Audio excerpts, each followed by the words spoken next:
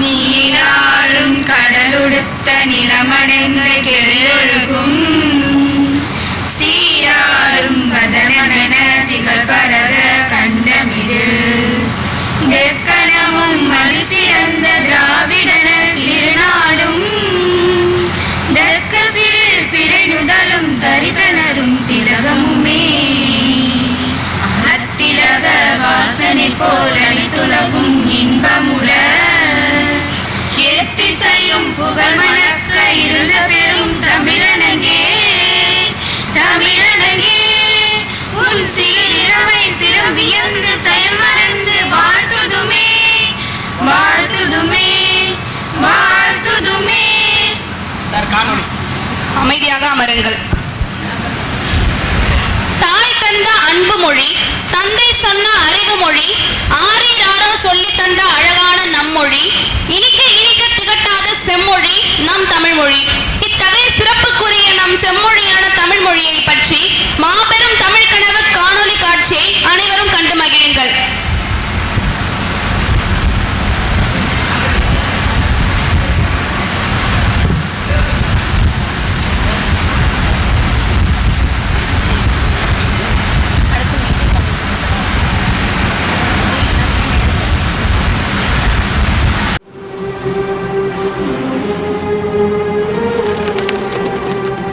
பெருமைமிக்க தமிழ் நிலத்தின் தொன்மை சிறப்புகளையும் பண்பாட்டு வரலாற்றையும் கலை இலக்கிய வளங்களையும் கொள்கை கோட்பாடுகளையும் சமூக மேம்பாட்டுக்கான வழிமுறைகளையும் பேராளுமைகளின் சொற்பொழிவுகள் வழியே இளம் தலைமுறையிடம் கொண்டு சேர்த்து உணர்வூட்டிய எழுச்சிமிகு நிகழ்ச்சி மாபெரும் தமிழ் கனவு. 38 மாவட்டங்கள், 200 நிகழ்ச்சிகள், 300 சொற்பொழிவுகள், 2000 கல்லூரிகள், 2 லட்சம் மாணவர்கள் என மாநிலம் தழுவிய அளவில் மாணவர்களின் அறிவு இயக்கமானது மாபெரும் தமிழ் கனவு. தமிழ் பெருமிதங்களை பகிர்ந்து கொண்டதோடு மாணவர்தம் உயர்கல்விக்கும் தொழில் முனைவுக்கும் வேலை வாய்ப்புக்கும் பொருளாதார மேம்பாட்டுக்கும் வழிகாட்டப்பட்டது. இதோ இப்போது 3ஆம் ஆண்டிலும் தொடர்கிறது உங்களுக்கான நல்வாய்ப்பாக மாபெரும் தமிழ் கனவு. ஐவகை நிலங்களை கொண்டது நம் தமிழ் நிலம். காவிரி, தென்பெண்ணை, பாலாறு, தமிழ் கண்டதோர் வையை, பொருணை நதி என மேவிய ஆறு பலவோட திருமேனி செழித்த தமிழ்நாடு. திரைக்கடல்கள் கடந்து சென்று திரவியம் சேர்த்தவர்கள் நம் முன்னோர். சங்கம் வைத்து மொழி வளர்த்த பெருமை கொண்டது தமிழ்நாடு.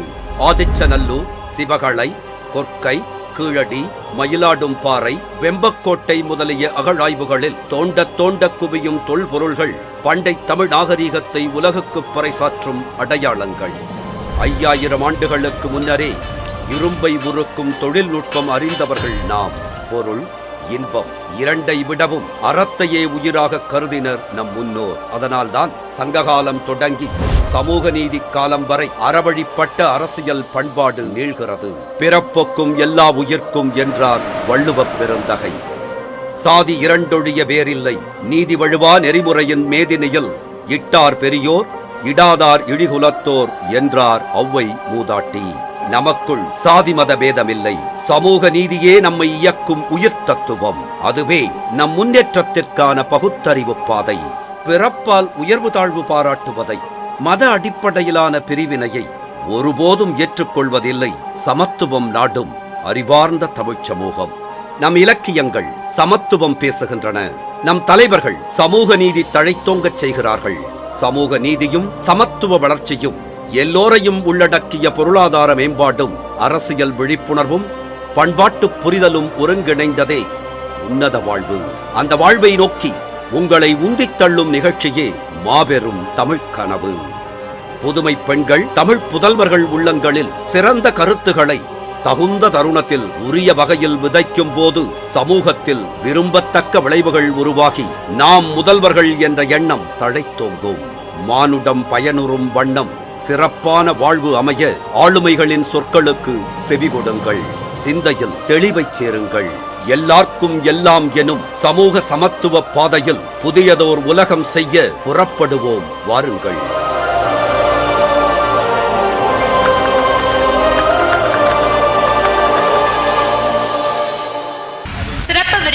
ஆண்டாள் பிரியதர்ஷினி அவர்கள், மாவட்ட ஆட்சியர் அவர்கள், வருவாய் கோட்டாட்சியர் அவர்கள், ஞானாம்பிகை கல்லூரி முதல்வர், மாவட்ட வருவாய் அலுவலர், ஞானாம்பிகை கல்லூரி முதல்வர் அவர்கள் அனைவரையும் வருக வருக என வரவேற்பதில் பெருமகிழ்ச்சி கொள்கிறோம். வருவாய் கோட்டாட்சி அலுவலர்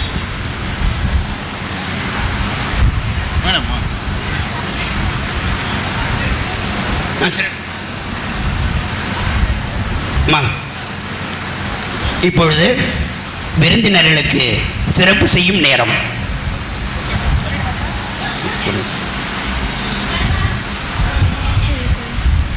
கல்லூரி முதல்வர் அவர்கள் சிறப்பு விருந்தினர் ஆண்டாள் பிரியதர்ஷினி அவர்களுக்கு பொன்னாடை அணிவித்து சிறப்பு செய்வார். இங்கே அடிச்சு எழுதுங்க, இங்கே எழுதுங்க.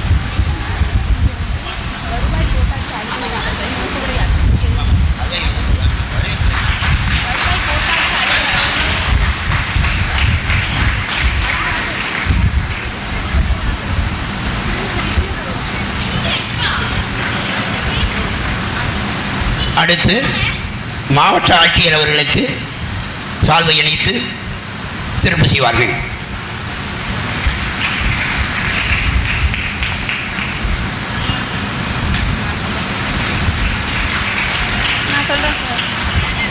அடுத்து வருவாய் கோட்டாட்சியர் அவர்களுக்கு, வருவாய் அலுவலர் அவர்களுக்கு சால்வை அணிவித்து சிறப்பு செய்வார்கள்.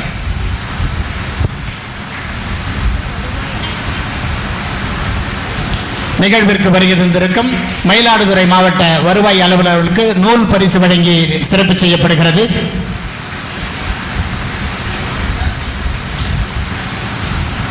நிகழ்வில் பங்கேற்று சிறப்பித்துக் கொண்டிருக்கும் மயிலாடுதுறை ஞானாம்பிகை கல்லூரியின் முதல்வர் முனைவர் ரேவதி அவர்களுக்கு பயனாடை அணிவித்து நூல் பரிசு வழங்கி சிறப்பு செய்யப்படுகிறது.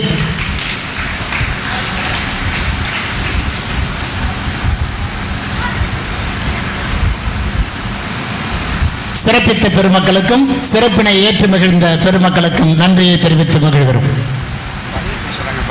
வரவேற்பில் நோக்க உரை யாரு? மாவட்ட ஆட்சியர்.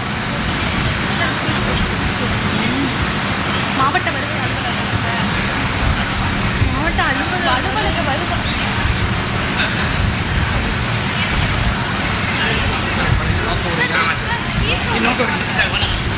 நோக்க உரை சார்.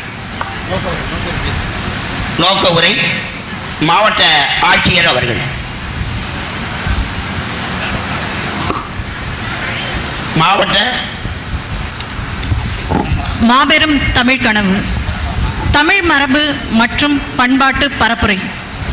அனைவருக்கும் வணக்கம். தமிழ் இணைய கல்விக் கழகம் உயர்கல்வித்துறையுடன் இணைந்து மாபெரும் தமிழ் கனவு என்னும் தமிழ் மரபு மற்றும் பண்பாட்டு பரப்புரை நிகழ்வை கடந்த 2022, 23, 24 கல்வியாண்டுகளில் சிறப்பாக நடத்தி முடித்தது. தமிழ்நாடு முழுவதும் உள்ள 200 கல்லூரிகளில் 300 சொற்பொழிவுகள், 2000 கல்லூரிகளை சேர்ந்த ஏறத்தாழ 2 லட்சம் மாணவர்களை சென்றடையும் வண்ணம் நிகழ்ச்சிகள் நடத்தப்பட்டன. இதன் 100வது நிகழ்ச்சியில் கலந்து கொண்ட மாண்புமிகு தமிழ்நாடு முதலமைச்சர் அவர்கள் இந்நிகழ்ச்சி ஒவ்வொரு ஆண்டும் தொடர்ந்து நடத்தப்படும் என அறிவித்தார். மாண்புமிகு தமிழ்நாடு முதலமைச்சர் அவர்களின் அறிவிப்பிற்கிணங்க அடுத்த கட்ட நிகழ்ச்சியானது 2025 ஆகஸ்ட் மாதம் தொடங்கியுள்ளது. உலகின் செழித்தோங்கிய பண்பாடுகளில் முதன்மையான தமிழ் பண்பாட்டின் பெருமைகளையும் வளமையையும் அதை எதிர்கொண்ட சவால்களையும் மாணவர்களாகிய உங்களிடம் கொண்டு சேர்ப்பதற்கான நிகழ்வே மாபெரும் தமிழ் கனவு. தமிழ் பண்பாட்டின் பெருமையை இளைய தலைமுறைக்கு, குறிப்பாக கல்லூரி மாணவர்களுக்கு உணர்த்துவது ஆரோக்கியமான எதிர்கால சமூக கட்டமைப்பின் முக்கியமான பகுதியாகும். எனவே தமிழ்நாடு முழுவதும் உள்ள 200 கல்லூரிகளில் தமிழர் மரபும் நாகரிகமும் உயர்தனி செம்மொழியான தமிழின் சிறப்பு, இலக்கிய செழுமை, தமிழர் தொன்மை, சமூக சமத்துவம், மகளிர் மேம்பாடு, தொல்லியல் ஆய்வுகள், தொழில் வளர்ச்சி, கல்வி புரட்சி முதலிய தலைப்புகளின் கீழ் சிறந்த சிறந்த சொற்பொழிவாளர்களை கொண்டு மாபெரும் தமிழ் கனவு சொற்பொழிவு நிகழ்ச்சிகள் நடத்தப்படுகின்றன. இன்றைய மாபெரும் தமிழ் கனவு நிகழ்ச்சியில் உரையாற்ற உள்ள கவிஞர் ஆண்டாள் பிரியதர்ஷினி அவர்களை உங்கள் பலத்த கரகோஷத்துடன் வரவேற்பதில் மகிழ்ச்சி கொள்கிறேன். இந்த நிகழ்ச்சியில் பங்கு கொள்ளும் பல்வேறு கல்லூரிகளை சார்ந்த மாணவர்களையும் வருக வருக என வரவேற்கிறேன். இந்நிகழ்ச்சியினை சிறப்பாக ஏற்பாடு செய்துள்ள ARC விஸ்வநாதன் கல்லூரி முதல்வர் அவர்களையும் அவர்களுடைய கல்லூரி நிர்வாகத்தினரையும் வருக வருக என வரவேற்கிறேன். இந்நிகழ்ச்சியில் கலந்து கொள்ளும் மாணவர்களுக்கு உயர்கல்வி மற்றும் வேலைவாய்ப்பு வழிகாட்டி நூலும் தமிழ் பெருமிதம் குறித்த குறிப்பேடும் வழங்கப்பட்டுள்ளன. இவற்றை மாணவர்கள் தவறாமல் கருத்தொன்றி படித்து பயன்பெறுமாறு கேட்டுக்கொள்கிறேன். மேலும் இங்கு பகிரப்படும் கருத்துக்களை கேட்டு நீங்கள் பயனடைவதுடன் பிற மாணவர்களிடமும் இந்த கருத்துக்களை கொண்டு சேர்த்திடுமாறு உங்கள் அனைவரையும் அன்புடன் கேட்டுக்கொள்கிறேன். மேலும் உயர்கல்வி, வேலைவாய்ப்பு, வங்கி கடனுதவி, தொழில் வாய்ப்பு முதலியவற்றை மாணவர்கள் அறிந்து கொள்ள உதவும் வகையில் பல காட்சி அரங்குகளும் அமைக்கப்பட்டுள்ளன. குறிப்பாக புத்தக காட்சி அரங்கும் உள்ளது. மாணவர்கள் இவற்றை பயன்படுத்திக் கொள்ள வேண்டும் என்று அன்புடன் கேட்டுக்கொண்டு எனது உரையை நிறைவு செய்கிறேன். நன்றி, வணக்கம். வருவாய் கோட்டாட்சியர் அவர்களுக்கு நன்றி. அடுத்த நிகழ்வதாக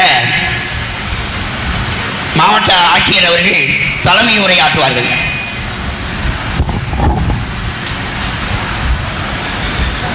மாவட்ட வருவாய் அலுவலர் மாற்றி மாற்றி சொல்கிறீங்க. மாவட்ட வருவாய் அலுவலர் அவங்க போஸ்ட்டு மாவட்ட வருவாய்னா இப்போ டாப் ரெவென்யூ அவங்க தான் மாவட்ட வருவாய் அலுவலர். அனைவருக்கும் காலை வணக்கம். பேர் தமிழக கனவு. ஸோ இந்த நல்ல நிகழ்ச்சி இருக்கும். ஸோ நாங்கள் தமிழ் மொழியில் இருந்தாலும் நாங்களும் கற்றுருக்கிறேன் தமிழ். ஸோ நீங்களும் உங்கள் தமிழ் மீன்ஸ் லாங்குவேஜ் உங்கள் மொழி நீங்கள் இன்னும் வளர்ச்சி கொண்டு வர்றதுக்கு நிறைய ப்ரோக்ராம்ஸ் கவர்மெண்ட் பண்ணிகிட்டே இருக்கும். ஸோ அதில் இந்த ஒரு ப்ரோக்ராம் நல்லா இருக்குது. நான் வருவ டைமில் நிறைய ஸ்பீக்கர்ஸ் எல்லாம் பேசிகிட்டே இருந்தார்.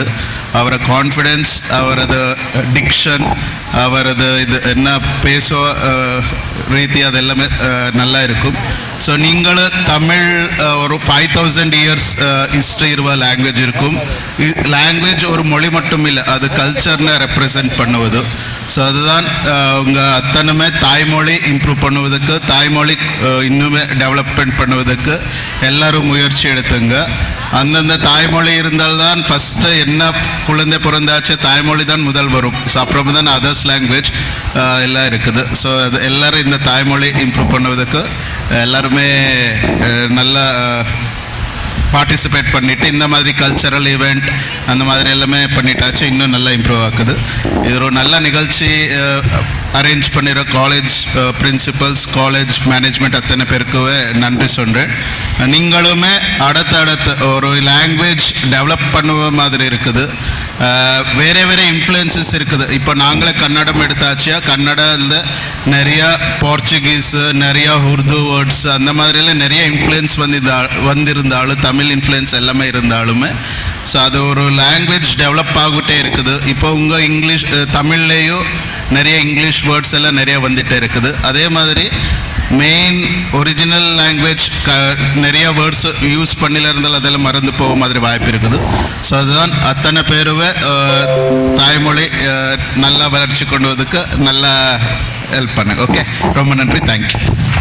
சிறப்பாக உரையாற்றிய மாவட்ட ஆட்சியர் அவர்களுக்கு நன்றி. தற்போது நமது நிகழ்வின் மிக முக்கிய தருணம் சிறப்பு விருந்தினர் சொற்பொழிவு. இந்நிகழ்ச்சிக்கு சிறப்பு விருந்தினராக கலந்து கொள்ளும் தமிழ் மொழி கவிஞரும் சிறுகதை எழுத்தாளரும் நாவல் ஆசிரியருமான ஆண்டாள் பிரியதர்ஷினி அவர்கள் கோயம்புத்தூர் பொதிகை தொலைக்காட்சி ஒளியலை வரிசையில் தலைமை செயலராக பணியாற்றும் தற்கால பெண் படைப்பாளர்.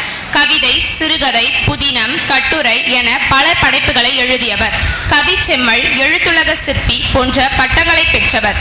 அவரது படைப்புகள் பாடத்திட்டங்களில் சேர்க்கப்பட்டு மாணவர்களுக்கு கற்றல் ஆதாரமாக பயன்படுகின்றன. 2003 பாரதியார் பிறந்த தின விழாவில் இந்திய குடியரசுத் தலைவர் திரு அப்துல் கலாம் அவர்கள் முன்னிலையில் கவிதை வாசித்தார். நமது தலைமை விருந்தினர் தமிழ் மொழி கவிஞரும் சிறுகதை எழுத்தாளரும் நாவல் ஆசிரியரும் தற்கால பெண் படைப்பாளர்களில் குறிப்பிடத்தகுந்தவர் ஆண்டாள் பிரியதர்ஷினி அவர்களை சொற்பொழிவு வழங்க அழைக்கிறோம்.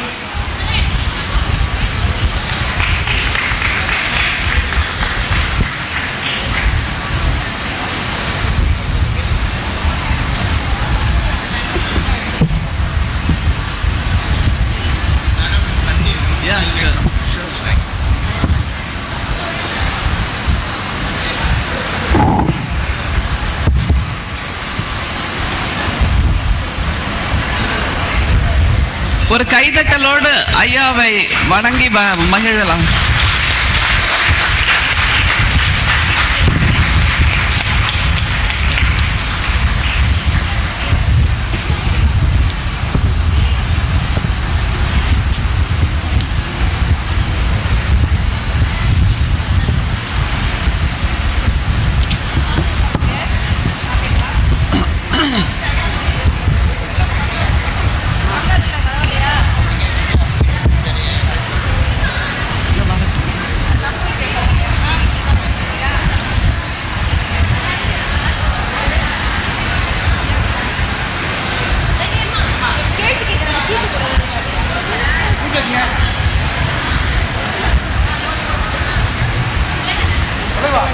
எதுக்கு விட்டீங்க?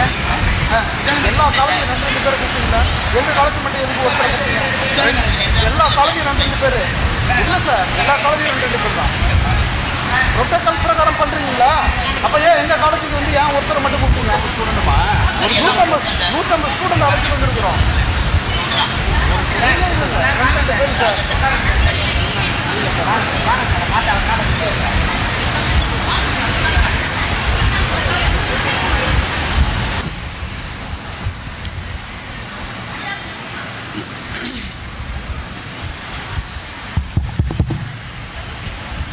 அனைவருக்கும் அன்பான வணக்கம் குழந்தைகளே.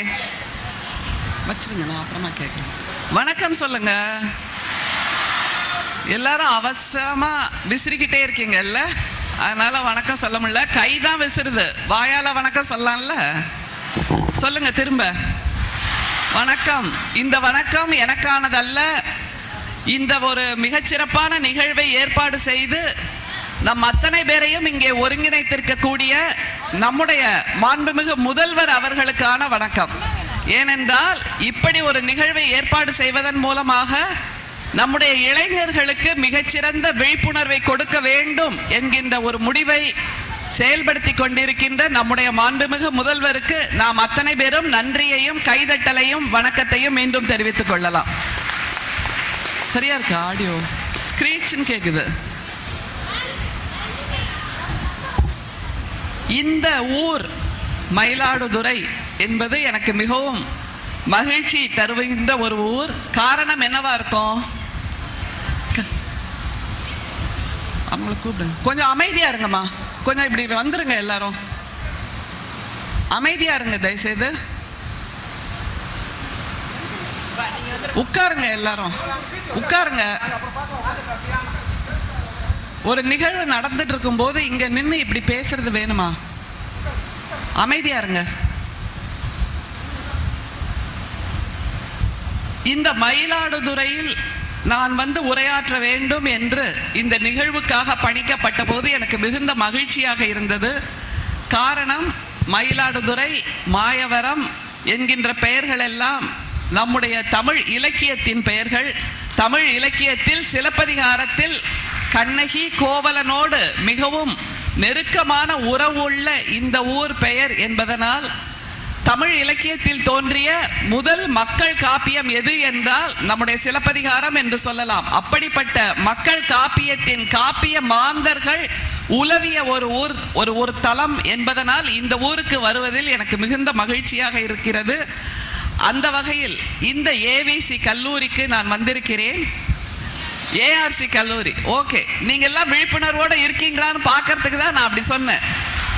ஏன்னா ஏவிசி கல்லூரிங்கிறது எப்படி இருந்தது அப்படிங்கிறது நமக்கு தெரியும். எதனால் அந்த கல்லூரி புகழ் பெற்றது? ஏவிசி கல்லூரி என்பது அந்த ஒருதலை காதல்னு ஒரு படம் வந்தது இல்ல, அந்த படத்துல தான் நாங்க பார்த்து தெரிஞ்சுக்கிட்டோம், ஓ கும்பகோணத்துல இப்படி ஒரு கல்லூரி இருக்கு என்று. ஆனால் இந்த ஏஆர்சி கல்லூரி என்பது நாங்கள் வரும்போது சின்ன சின்ன குறுகலான தெருக்கள்லாம் நுழைஞ்சு தாண்டி போயிட்டோம்.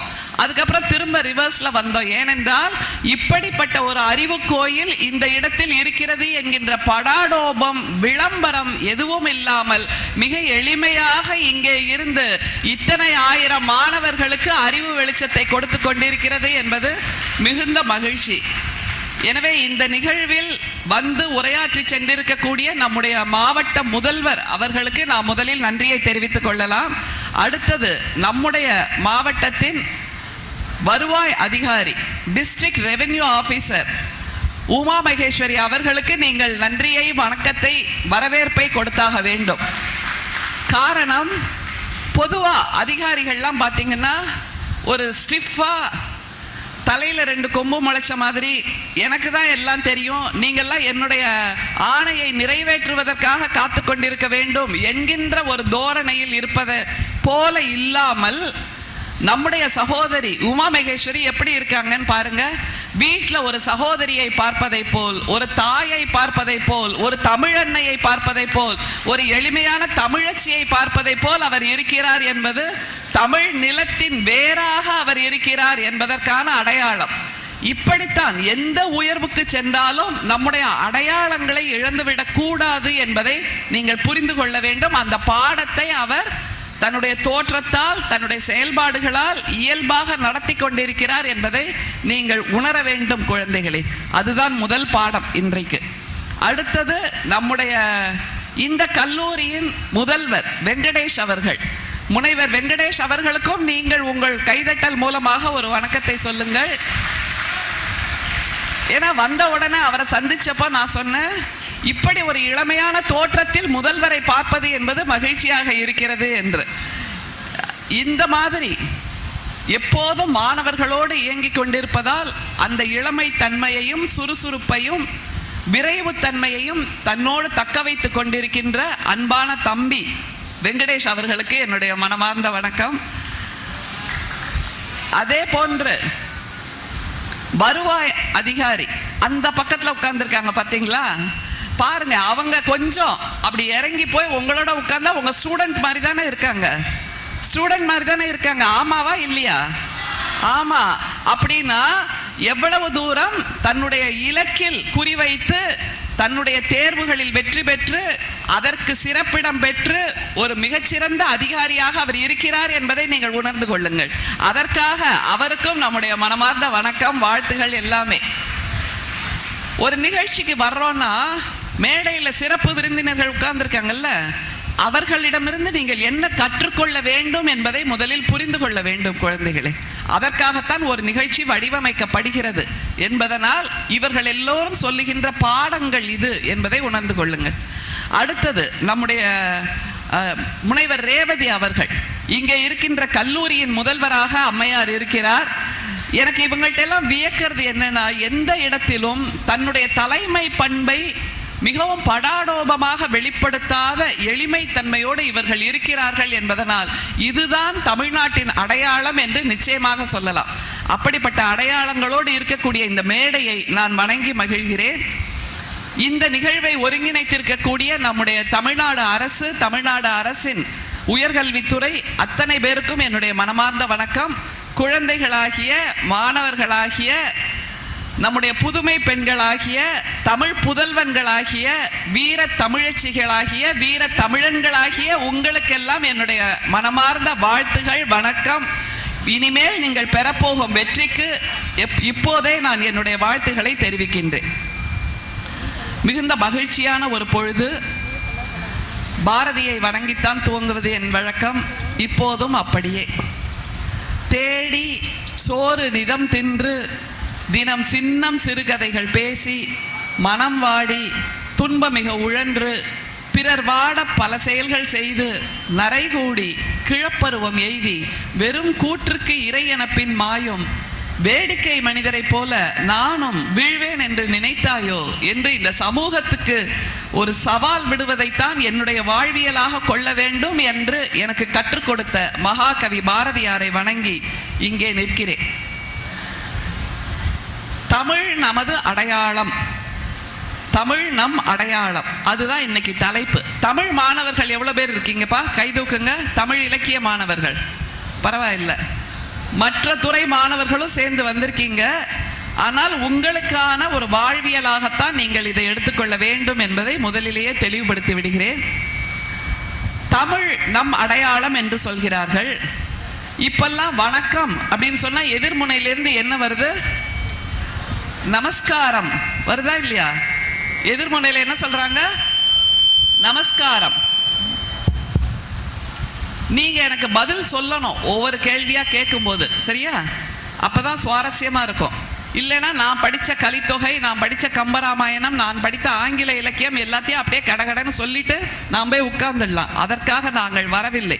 உங்களுக்கு சில பல விஷயங்களை தெளிவுபடுத்த வேண்டும் என்பதற்காகத்தான் வந்திருக்கிறோம். வணக்கம்னு சொன்னால் என்ன வார்த்தை வருது? அங்கேருந்து நமஸ்காரம்னு வருது. மருதாணின்னு சொல்லுவோம் முந்தியெல்லாம், கையில் வைப்போம்ல. இப்போ அந்த மருதாணி என்னவா மாறி போச்சு? மெஹந்தியாக மாறி போச்சு. அப்புறம் முந்தியெல்லாம் சோறுன்னு சொல்லுவோம். அப்புறம் அது என்னவாச்சு? சாதம்னு ஆச்சு. இப்போ சாதத்தையும் விட்டாச்சு. சாதம் என்னவாச்சு? ரைஸ் ஆயிடுச்சு. ரைஸ்லேயும் ஒரே ஒரு ரைஸா? எத்தனை ரைஸ் இருக்கு? ஒயிட் ரைஸ் இருக்கு, கிரீன் ரைஸ் இருக்கு, ப்ரௌன் ரைஸ் இருக்கு, எல்லோ ரைஸ் இருக்கு. இருக்கா இல்லையா? அப்படின்னா எல்லோ ரைஸ்னா எலுமிச்சம் சாதம், கிரீன் ரைஸ்னா கீரை சாதம், ப்ரௌன் ரைஸ்னா புளியோதரைப்பா. நம்ம ஊர் புளியோதரையை ப்ரௌன் ரைஸ் ஆக்கி விட்டாச்சு. பண்ணிட்டோமா இல்லையா? அப்புறம் உபதேசம்ங்கிறது என்ன ஆயிடுச்சு? உபதேசம்னு நம்ம தமிழ் மொழியில் இருக்கக்கூடிய வார்த்தை மந்திரம். மந்திரம்னு ஆயாச்சு. அப்புறம் பிறந்த நாள் வாழ்த்து அப்படிங்கிறது ஹாப்பி பர்த்டே. அதையும் சுருக்கி ஹெச்பிடி. ஏன்னா நமக்கு நேரம் இல்லைல்ல, நாளைக்கே நம்ம போய் பதவி ஏற்க போகிறோம் ஜனாதிபதியா. அதனால் நமக்கு நேரம் இல்லை. அதனால ஷார்ட் ஹேண்டில் சுருக்கு எழுத்தில் ஹெச்பிடின்னு சொல்லிடுவோம். ஓகே. அடுத்தது காலை வணக்கம் அப்படின்னு சொன்னால் அது என்ன ஆயிடுச்சு? Good morning. குட் மார்னிங்கையும் சுருக்கி ஜிஎம்னா. ரொம்ப சந்தோஷமாக பதில் சொல்கிறோம். ஜிஎம்னு ஆக்கினது யாருப்பா? நீங்களும் நானும் தானே. அது என்ன தானே மாறுச்சா?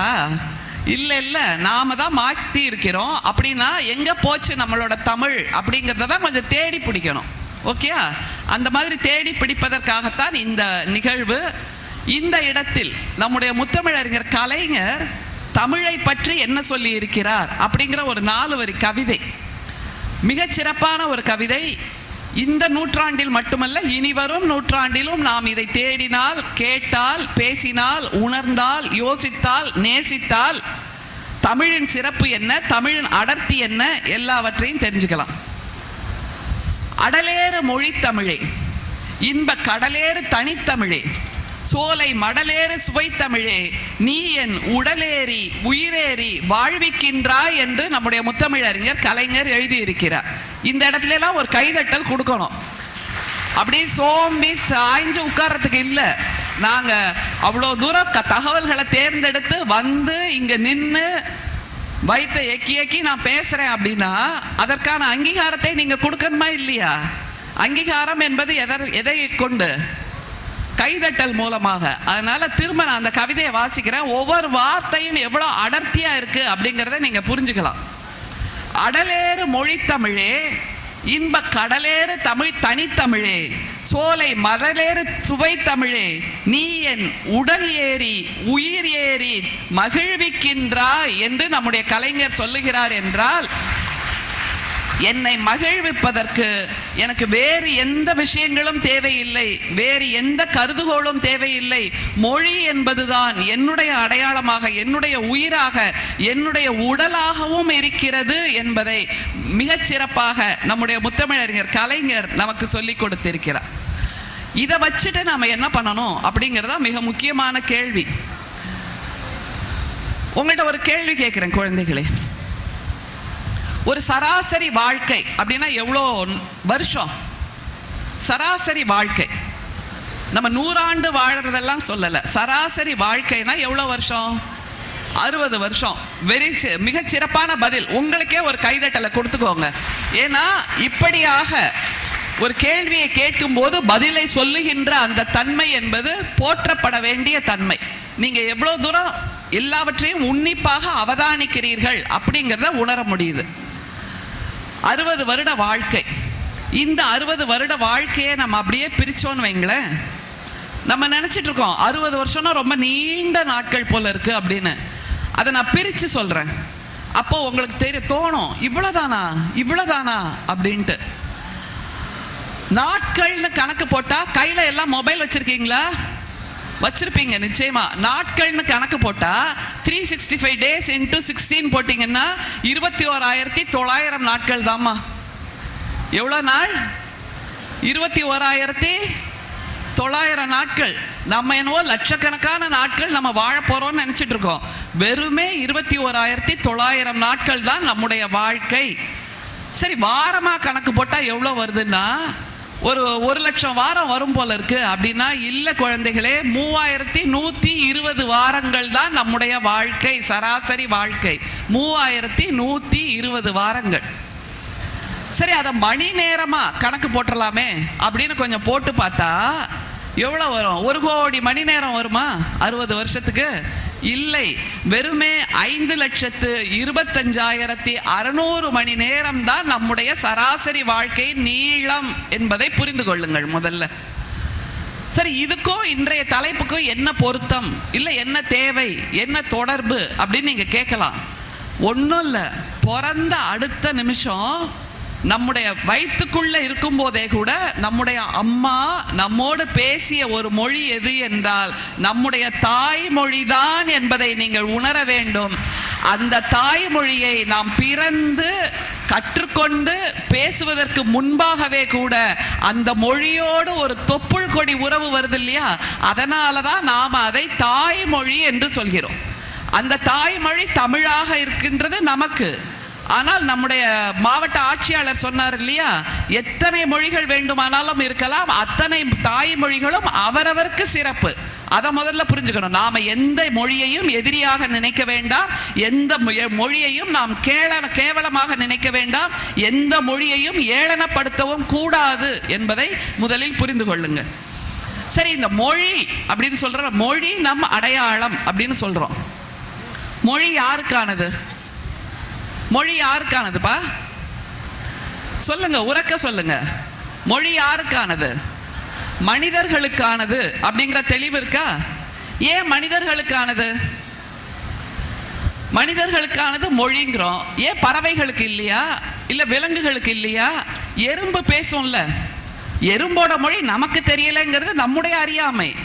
அந்த எறும்பும் தன்னோட பக்கத்தில் இருக்கிற எறும்பிட்ட ஏதாவது உணர்த்திட்டு தானே இருக்கும். அப்ப அந்த எறும்புக்கும் மொழி இருக்கிறது. ஆனால் அவை பேசுவதெல்லாம் ஒலியாக இருக்கிறது குழந்தைகளே.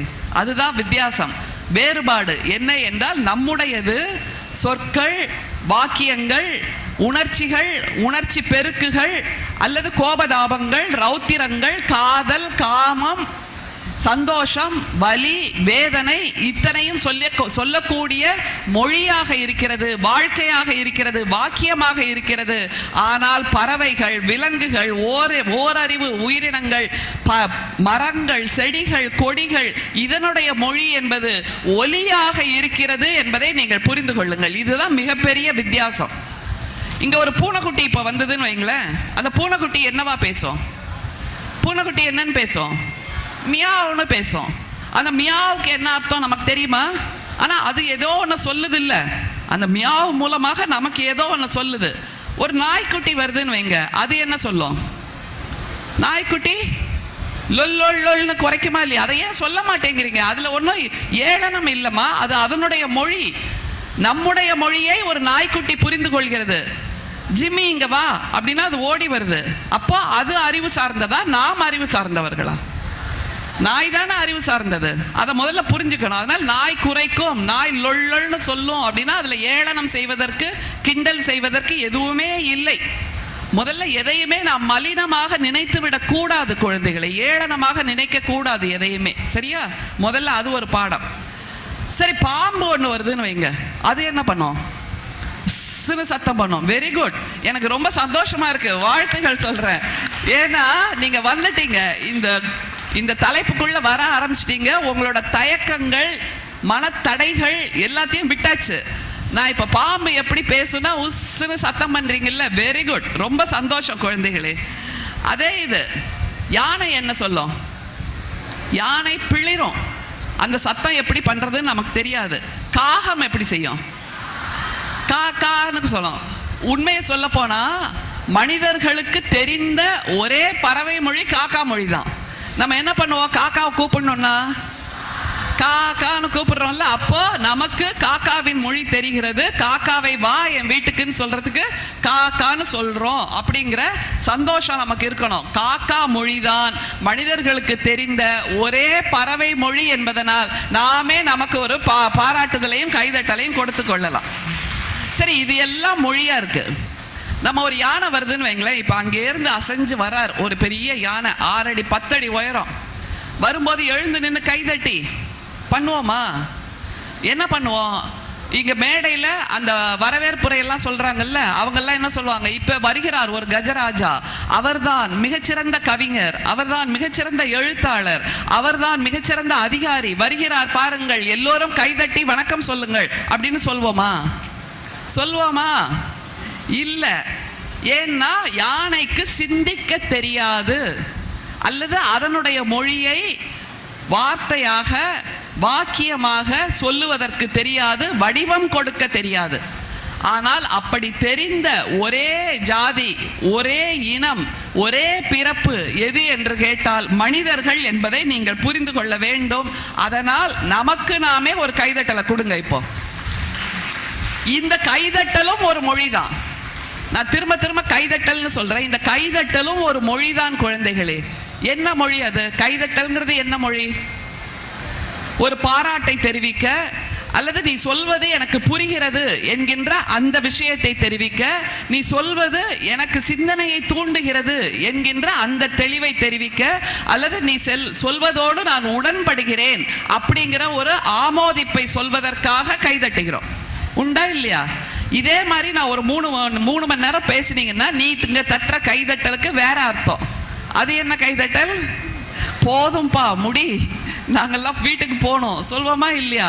எனவே எந்த நேரத்தில் எதை செய்கிறோம், அதை எப்படி பொருத்தி பார்த்து கொள்வது என்பதை நான் முதல்ல புரிஞ்சுக்கணும். சரி, இப்போ உயிரினங்கள் வந்தாச்சு. நிலா பேசுமா? நிலா பேசுமா குழந்தைகளே? பேசாதா? ஏன்பா பேசாது? நம்ம காதல்ல விழுந்துட்டோன்னு வைங்க, உடனே அந்த காதலன் காதலிக்கு என்ன சொல்லுவான்? ஓ முகம் நிலா மாதிரி இருக்குன்னு சொல்லுவானா இல்லையா? அப்ப அந்த நிலா அந்த காதலனுக்கு ஏதோ ஒன்று சொல்லியிருக்குல்ல, அப்ப ஏன் நீ தலையாட்டின பேசாதுன்னு? ஒன்ட்டதாப்பா நான் கேட்குறேன். முதல்ல அவசரமா தலையாட்டினார் நிலா பேசாது அப்படின்னு. இல்லை, அது பேசும். அந்த மொழியை புரிந்து கொள்வதற்கு நமக்கு தகுதிப்பாடு இல்லைங்கிறத முதல்ல புரிஞ்சுக்கோங்க. உலகத்தில் பேசாதது என்பது எதுவுமே இல்லை குழந்தைகளே, எல்லாமே பேசும். ஆனால் அதனுடைய மொழியை புரிந்து கொள்கின்ற ஆற்றல் நமக்கு வேண்டும் என்பதைத்தான் நாம் புரிந்து கொள்ள வேண்டும். அதனால் இப்போ நமக்கெல்லாம் நிலாவை நிமிர்ந்து பார்க்க கூட நேரம் இல்லை. என்ன பண்ணிட்டு இருக்கோம்? எல்லா நேரமும் தலை குனிந்து முந்தி என்ன சொல்வாங்க, ஒரு நூற்றாண்டுக்கு முன்னாடி வரைக்கும் பெண்கள்னா தலை குனிந்து அப்படி பதவிசா நடக்கணும்பாங்க. இப்போ அந்த தலை குனிந்து பதவிசா நடக்கிறதுல ஆண்களும் வந்து சேர்ந்து விட்டார்கள் குழந்தைகளே. ஏன்னா 24 மணி நேரமும் தலையை குனிஞ்சு மொபைலையே பார்த்துட்டு இருக்கிற ஒரு இனமாக நாம் மாறி நிற்கிறோம் அப்படிங்கிறத புரிஞ்சுக்கோங்க. எனவே மொழி என்பது மனிதர்களுக்கு, அதனால்தான் நம் அடையாளம்னு சொல்லியிருக்காங்க இந்த தலைப்புல. தமிழர்களின் அடையாளம்னு சொல்ல, நம் என்னும் போது மனிதர்கள். அந்த மனிதர்கள் இந்த மாயவரத்தில் இருக்கக்கூடிய நீங்களாகவும் இருக்கலாம், அல்லது ஜப்பானில் இருக்கக்கூடிய மனிதர்களாகவும் இருக்கலாம், ஆப்பிரிக்காவில் இருக்கக்கூடிய மனிதர்களாகவும் இருக்கலாம், எத்தியோப்பியா மனிதர்களாகவும் இருக்கலாம், இன்னமும் அந்த வடதுருவம் தென்துருவம்னு சொல்லுவோம்ல, எஸ்கிமோ, அங்கே இருக்கக்கூடிய மனிதர்களாகவும் இருக்கலாம். மொழிதான் நம்முடைய அடையாளம் என்றால் மனிதர்களுடைய அடையாளம் மொழி என்பதை நீங்கள் புரிந்து கொள்ள வேண்டும். இன்னொரு விஷயம், இப்போ உள்ள விஷயத்தோட தொடர்பு படுத்தி கேட்கிறேன். இதுல அரசியல் எதுவுமே இல்லைங்கிறத புரிஞ்சுக்கோங்க. ஆனால் சமூகத்தில் நடக்கின்ற நிகழ்வுகளை நீங்கள் எப்படி பார்க்க வேண்டும், அதை எப்படி கேள்வி கேட்க வேண்டும் அப்படிங்கிறத முதல்ல புரிஞ்சுக்கோங்க. சமீபத்தில் ஒரு மாநாடு நடந்ததுப்பா மதுரையில், ஞாபகம் வருதா? அந்த மாநாடு அங்க நிறைய அடைத்து வைக்கப்பட்டது மாடுகள். ஆடு மாடுகளுக்காக மாநாடு நடத்தினார் ஒருத்தர். அந்த ஆடு மாடுகளுக்காக மாநாடு நடத்தும் போது அவர் மேடையில் ஏறி நின்று பேசின அந்த 1 மணி நேர விஷயமோ ஆடு மாடுக்கு புரிஞ்சுதா? புரிஞ்சிருக்குமா இல்லையா? இல்லையா? ஆமாவா? இல்ல. அப்போ எப்படி தமிழர்களை முட்டாளாக்கி கொண்டிருக்கிறார்கள் இந்த மனிதர்கள் அப்படிங்கிறதையும் நீங்க புரிஞ்சுக்கோங்க. ஆடு மாடுகளுக்கு மாநாடு நடத்துகிறேன் என்று ஆரம்பித்து அந்த ஆடு மாடுகள் மொழியில் மே மே மே அப்படின்னு பேசாம மனிதரோட மொழியில் அவர் பேசும்போது அந்த ஆடு மாடுகளுக்கு 1 மணி நேரம் அவர் சொன்ன கதை புரியுமா அப்படிங்கிறத நீங்க புரிஞ்சுக்கணும். அப்படி என்றால் நம்மை முட்டாளாக்கி கொண்டிருக்கிறார்கள். மீண்டும் ஒரு மாநாடு நடந்தது. அது என்ன மாநாடுனா மரத்துக்கு மாநாடு நடத்தினார்கள். மரத்துக்கு மாநாடு நடத்தினாங்களா இல்லையா? அப்போ அந்த மரத்துக்கு மொழியில் அவர் பேசினாரா என்றால் அதுவும் இல்லை. மரம் போல ஏன்பா நிக்கிற அப்படின்னு நம்ம சொல்லுவோம்ல, அந்த மரம் போல ஏன் நிக்கிற அப்படின்னா எங்கேயுமே நகராமல் எங்கேயுமே செயல்பாடு இல்லாமல் ஒரே இடத்தில் பிடிச்சு வச்ச மாதிரி நிக்கிறியே அப்படிங்கிறதான் கேள்வியை தவிர மரம் பேசுகின்ற அந்த மொழி என்பது மிக அழகான மொழி குழந்தைகளே. அந்த மொழியும் நமக்கு தெரியாது அப்படிங்கிறதா மிக முக்கியம். சரி, நாம மனிதர்களாக இருக்கக்கூடிய நாம எப்பவுமே எதேச்சாதிகாரத்தோட இருப்போம்.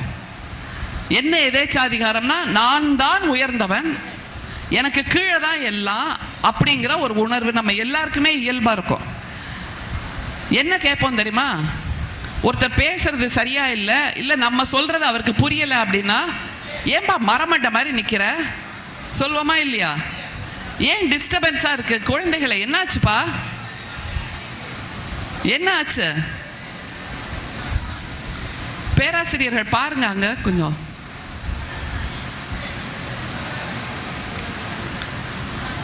ஏன்பா மரமண்ண மாதிரி நிக்கிற அப்படின்னு கேட்போமா இல்லையா? அப்போ நம்முடைய புத்தியில் சில தெளிவுகள் கிடைக்கவில்லை என்றால் நாம் அவர்களை குறைவாக பேசுவதற்கு, ஏளனம் செய்வதற்கு நம்மை விட குறைவான உயிரினங்களை நாம் உதாரணமாக காட்டுகிறோம்.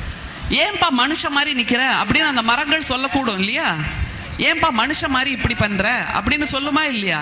எனவே நாம் யாரையும் இளக்காரமாக சிந்திக்க கூடாது என்பதை நீங்கள் முதலில் புரிந்து கொள்ளுங்கள். அந்த வகையில் நம்முடைய தமிழ் மொழி பிறந்த குழந்தை என்ன மொழியில பேசும்? குழந்தை பிறந்த உடனே டாக்டர் சொல்லுவாங்க, குழந்தை அழுதுச்சா கேட்பாங்களா இல்லையா? எதுக்காக அழுதுச்சான்னு கேட்குறாங்க? அழுகைதான் குழந்தையின் முதல் மொழி. குழந்தைகளே, நான் வெளியில வந்தாச்சு, நான் இந்த பூமிக்கு வந்தாச்சு, என்னை நீங்கள் வரவேற்க தயாராகுங்கள், உங்களுடைய மொழியில் நான் பேச துவங்கி விட்டேன் என்பதை சொல்லுவதற்கு அந்த குழந்தையின் மொழி என்பது இங்கா அப்படின்னு அழுதில்ல, அதுதான் குழந்தையின் முதல் மொழியாக இருக்கிறது. பிறந்த குழந்தை இங்கான்னு சொன்னா சரி. 1 வயசுல அந்த குழந்தை திரும்பவும் இங்கான்னு சொன்னா என்ன சொல்வோம்? குழந்தைக்கு பேச கத்து கொடுங்க, இந்த வயசுல அம்மா அப்பான்னு சொல்ல தெரிஞ்சுக்கணும் அப்படின்னு சொல்லுவோமா இல்லையா? ஸோ பிறந்த குழந்தை இங்கான்னு சொல்லும், 1 வயசு குழந்தை அம்மா அப்பான்னு சொல்லணும். சரி, 1 வயசு குழந்தை அம்மா அப்பான்னு சொல்லுது. உங்களை மாதிரி ஒரு 18-19 வயதில் இருக்கக்கூடிய குழந்தைகள் நீங்களும் அந்த குழந்தையோட மழலை மொழியில அம்மா அப்பான்னு கொஞ்சிட்டு இருந்தீங்கன்னா என்ன சொல்லுவாங்க பார்க்குறவங்க? உன் வயசுக்கு ஏற்ற மாதிரி பேசுமா சொல்லுவோமா இல்லையா? அப்போ ஆளும் வளரணும், அறிவும் வளரணும். அந்த அறிவின் வளர்ச்சியை வெளிப்படுத்துகின்ற ஒரு ஆயுதம், ஒரு சாதனம் எது என்றால் மொழிதான் என்பதை நீங்கள் புரிந்து கொள்ளுங்கள் குழந்தைகளே. அதுதான் மிக முக்கியமான உணர்வு, நாம் பெற வேண்டிய ஒரு மிகச்சிறந்த வாழ்வியல். நாம் வளர்கிறோம் என்பதற்கான அடையாளம் அந்த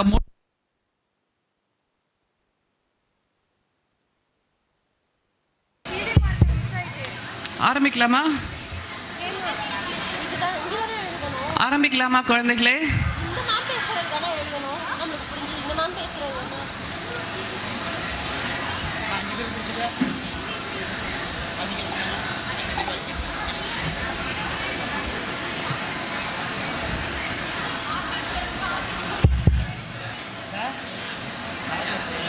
ஒரு வயசுல நம்ம பேசின அந்த மழலை மொழியை கல்லூரியில் படிக்கும்போது நாம் திரும்பவும் பேசினால், இந்த ஃபேன் போடணும்பா, இந்த ஃபேன் ஆன் பண்ணுங்க.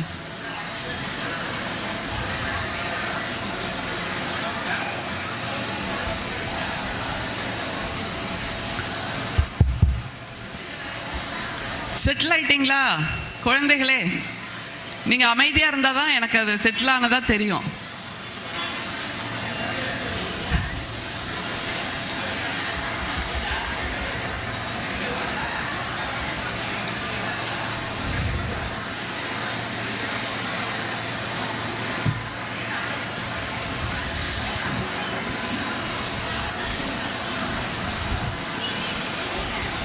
ஆரம்பிக்கவா? எல்லாரும் சேர்ந்து சொல்லுங்க. இல்லைன்னா நீங்க உங்க பக்கத்துல பேசிட்டு இருக்கீங்க, உங்க மொழியோட அடையாளத்தோட பக்கத்துல பேசுறீங்கிறதா எனக்கு தோணிட்டே இருக்கு. ஆரம்பிக்கலாம்பா. ஒரு வயசுல பேசின அந்த மழலை மொழியை இந்த கல்லூரி பருவத்திலும் பேசினால் அது ஏற்புடையதா அப்படிங்கிறது தான் ஒரு கேள்வி. ஆமாவா இல்லையா? இல்ல. அப்போ நம்ம வளர்ந்துருக்கோங்கிறத காட்டுறதுக்கு நாம் இன்னமும் முதிர்ந்த மொழியில், இன்னமும் அறிவார்ந்த மொழியில் பேச வேண்டியது என்பது நம்முடைய அடையாளமாக இருக்கிறது. அதைத்தான் ஆளும் வளரணும் அறிவும் வளரணும் அப்படிங்கிறது நமக்கு சொல்லுது. சரி, மொழி மட்டும்தான் நம்முடைய ஒரே தகவல் தொழில்நுட்ப அல்லது தகவல் தெரிவிக்கின்ற சாதனமா? அது ஒரு கேள்வி இருக்கு. மொழியால மட்டும்தான் நம்ம பேசுறோமா? மொழியால மட்டும்தான் நம்ம பேசுறோமா? இல்ல, பார்வையால பேசுவோம். உடல் மொழி அப்படின்னு இருக்குல்ல, பாடி லாங்குவேஜ், அதனால பேசுவோம். அப்புறம் கை கால் அசைவுகள் மூலமாக பேசுவோம். வேண்டாம்பா அப்படின்னு சொல்றதுக்கு வெறுமை இப்படி கையை கூட ஆட்டினா போதும். அப்புறம் நீ சொல்றதெல்லாம் ஒரு பொருட்டா, என்ன நீ அப்படிங்கிறத இப்படி சொல்லுவோம். அப்புறம் எனக்கு அதை பத்தி கவலையே இல்லை அப்படிங்கிறத தோலை குலுக்கிட்டு அப்படின்னு சொல்லுவோமா இல்லையா? அதெல்லாம் என்னது? பாடி லாங்குவேஜ் மூலமாக நாம் பல தகவல்களை சொல்கிறோம். இதையெல்லாம் விட இந்த தலைமுறை குழந்தைகள், இந்த வாட்ஸ்அப் குழந்தைகள், நீங்க எப்படி சொல்றீங்க? ஈமோஜின்னு ஒன்று போடுறீங்கல்ல, எதற்கு எடுத்தாலும் என்ன சொல்வீங்க? ஈமோஜி. சிரிக்கிற மாதிரி ஒன்று, அழற மாதிரி ஒன்று, யோசிக்கிற மாதிரி ஒன்று, கோபமாக இருக்க மாதிரி ஒன்று, கிண்டல் பண்ணுற மாதிரி ஒன்று, இப்படியெல்லாம் இருக்குல்ல. கைதட்டலுக்கு கூட நீங்கள் அந்த ஈமோஜியை போட்டுறீங்க அப்படின்னா நம்முடைய தகவல் என்பதை பலவிதமாகவும் சொல்லலாம். ஆனால் இந்த ஈமோஜி எதனுடைய வடிவம் தெரியுமா குழந்தைகளே?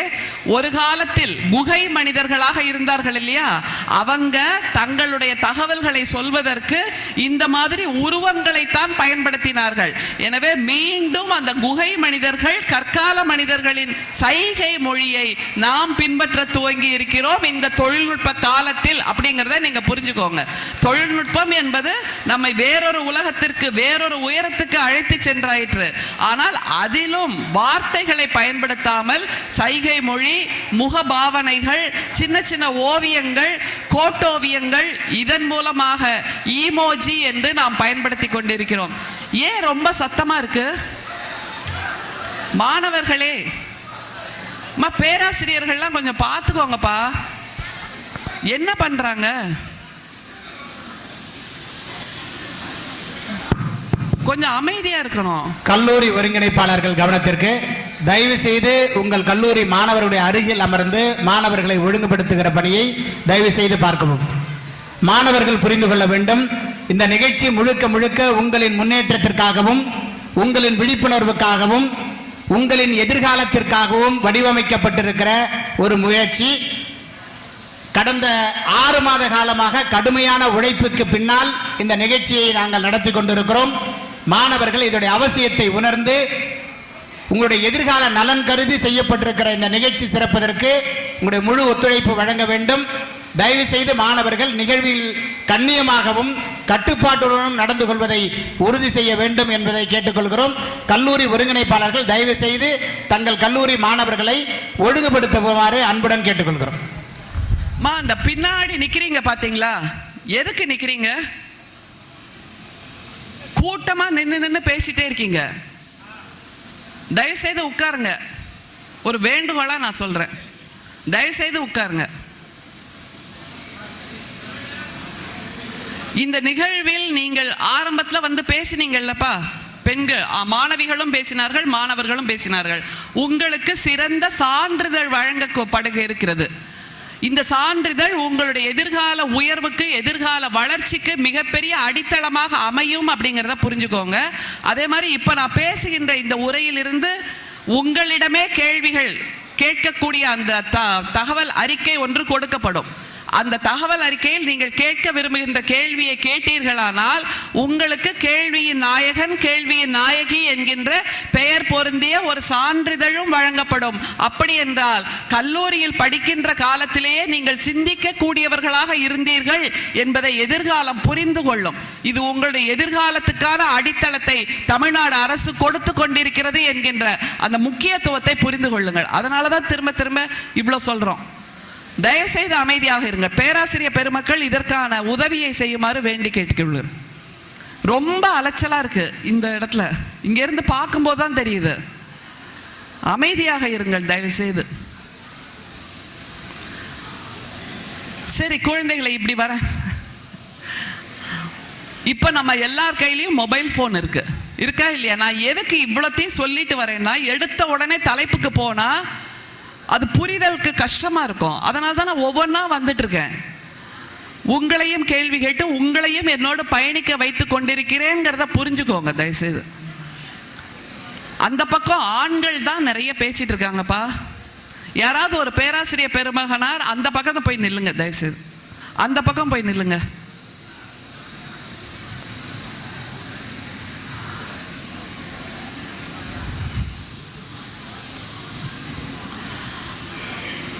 இந்த ஃபேன் வருதா?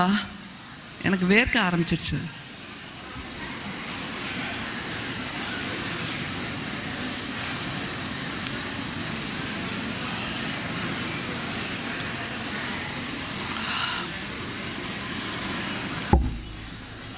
முந்தி மன்னர்கள் காலம் இருந்தது இல்ல, நீங்க சிறு திரைப்படங்கள்ல எல்லாம் நிறைய பார்த்துருப்பீங்க.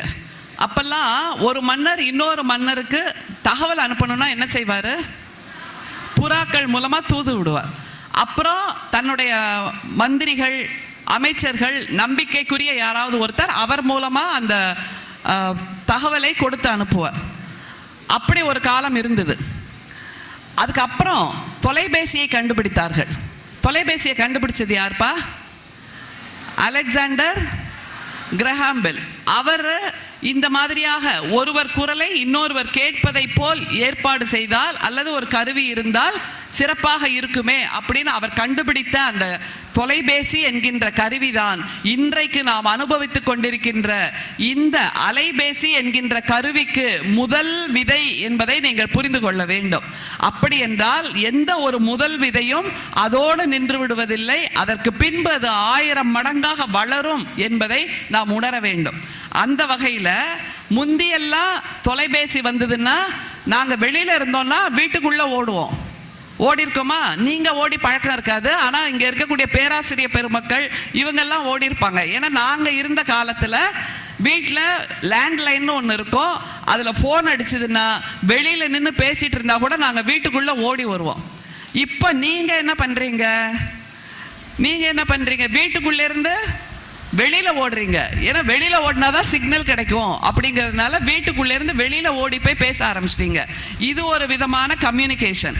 அடுத்தது, எங்களுக்கெல்லாம் நல்லா தெரியும், இப்போ கையிலேயே மொபைல் ஃபோன் வந்தாச்சு, அந்த அலைபேசி இருக்குது.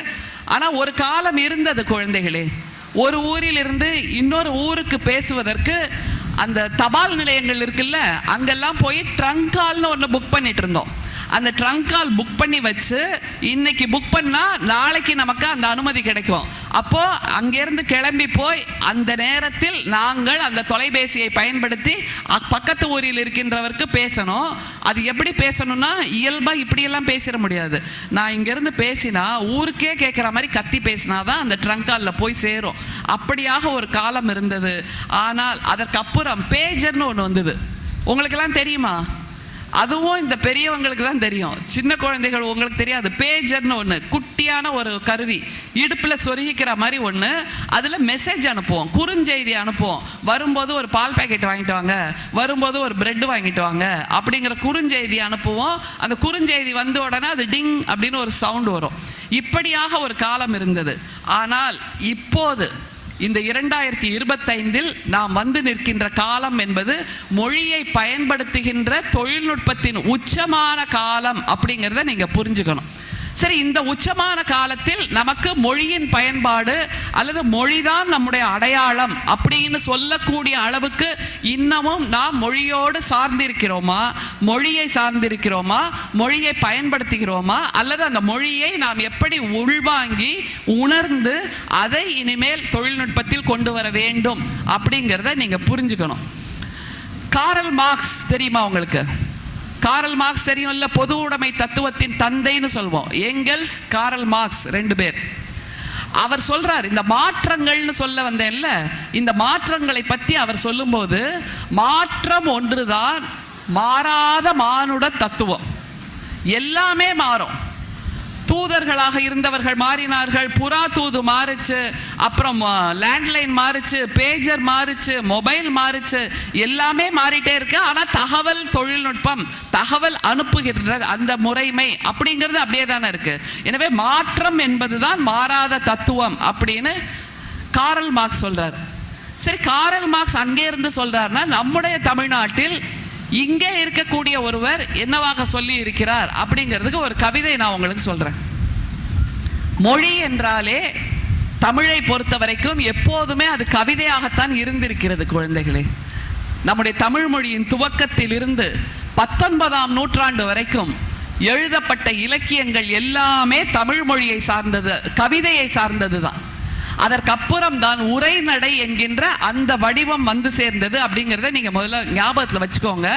எனவே கவிதை என்று எடுத்துக்கொண்டால் தமிழ் மொழியின் சமீபத்திய கவிஞர்களில் மிகச்சிறப்பான ஒரு கவிஞர் கவியரசர் கண்ணதாசன்.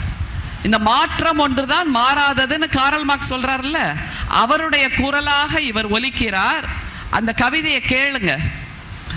கவிஞன் யானோர் கால கணிதம், கருப்படு பொருளை உருப்பட வைப்பேன், புவியில் நானோர் புகழுடை தெய்வம், பொன்னினும் விலைமிகு பொருள் என் செல்வம், இவை சரி என்றால் இயம்புவது என் தொழில், இவை தவறென்றாயின் எதிர்ப்பது என் வேலை, ஆக்கல் அழித்தல் அழித்தல் இம்மூன்றும் அவனும் யானும் அறிந்தவை, செல்வர்தம் கையில் சிறைப்பட மாட்டேன், பதவி எதற்கும் பயப்பட மாட்டேன், செல்வர்தம் கையில் சிறைப்பட மாட்டேன், பதவி எதற்கும் பயப்பட மாட்டேன், கல்லாய் மரமாய் காடு மேடாக மாறாதிருக்க யான் வனவிலங்கல்லன், கல்லாய் மேடாய் காடு மேடாக மாறாதிருக்க யான் வனவிலங்கல்லன், மாற்றம் எனது மானிட தத்துவம், மாறும் உலகின் மகத்துவம் அறிவேன், புகழ்ந்தால் என் உடல் புல்லரிக்காது, இகழ்ந்தால் என் மனம் இறந்து விடாது என்று அவர் மிகச்சிறப்பான ஒரு கவிதையை சொல்லி இருக்கிறார்.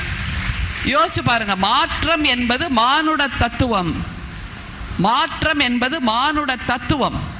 குகையில் வாழ்ந்த மனிதன் இன்றைக்கு மாறி இருக்கிறான். கற்கால மனிதர்களாகிய அவர்களிலிருந்து துவங்கிய நாம் இன்றைக்கு மாறி இருக்கிறோம். வெறுமே அடையாளங்களோடு பேசிய அவர்கள் நாம் இன்றைக்கு மாறி இருக்கிறோம். வெறுமே சைகையின் மூலமாக பேசிய அவர்களிடமிருந்து நாம் மாறி இருக்கிறோம். ஆனால் மொழி மாறவில்லை, அதுதான் மிக முக்கியம். நம்முடைய வள்ளுவர் பேசிய அதே தமிழைத்தான் நாம் பேசுகிறோம், கம்பன் பேசிய அதே தமிழைத்தான் நாம் பேசுகிறோம், நம்முடைய சங்ககால கவிஞர்கள் பேசிய அதே தமிழைத்தான் நாம் பேசுகிறோம், ஔவை பேசிய தமிழைத்தான் நாம் பேசுகிறோம், ஆண்டாளின் தமிழைத்தான் நாம் பேசுகிறோம் என்றால் மொழி அப்படியே தான் இருக்கிறது. உலகத்தின் எந்த நாட்டுக்கு போனாலும் முதல்ல நம்ம உள்ள அங்கே போய் இறங்கின உடனே ஒன்றுமே தெரியாமல் ஒரு ஃப்ளாபகாஸ்ட் ஆகிடுவோம்ல, குழப்பம் ஆகிடும். புதுசாக இருக்க இந்த இடம், யாரையுமே தெரியலையே அப்படின்னு.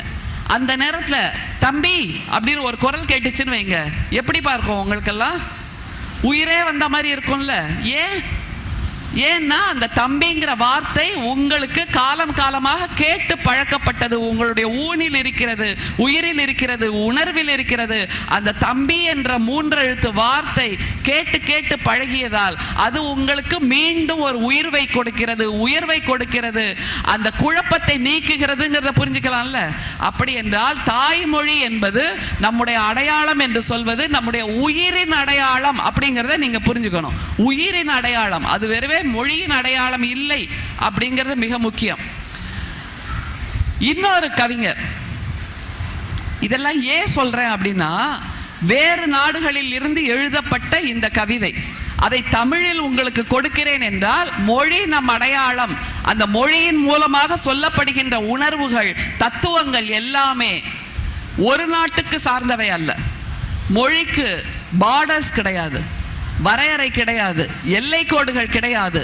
அதற்கு என்ன காரணம்னா, உலகத்தில் இருக்கக்கூடிய மனிதர்கள் அத்தனை பேருக்கும் உணர்வுகள் ஒன்றுதான் அப்படிங்கிறத நீங்க புரிஞ்சுக்கோங்க. இந்த கவிதையை முதல்ல வாசிக்கிறேன். அவர்கள் அப்படின்னு ஒரு கவிதை. நீ உட்கார்ந்தால் அவர்கள் சொல்லுவார்கள் உட்காரக்கூடாது.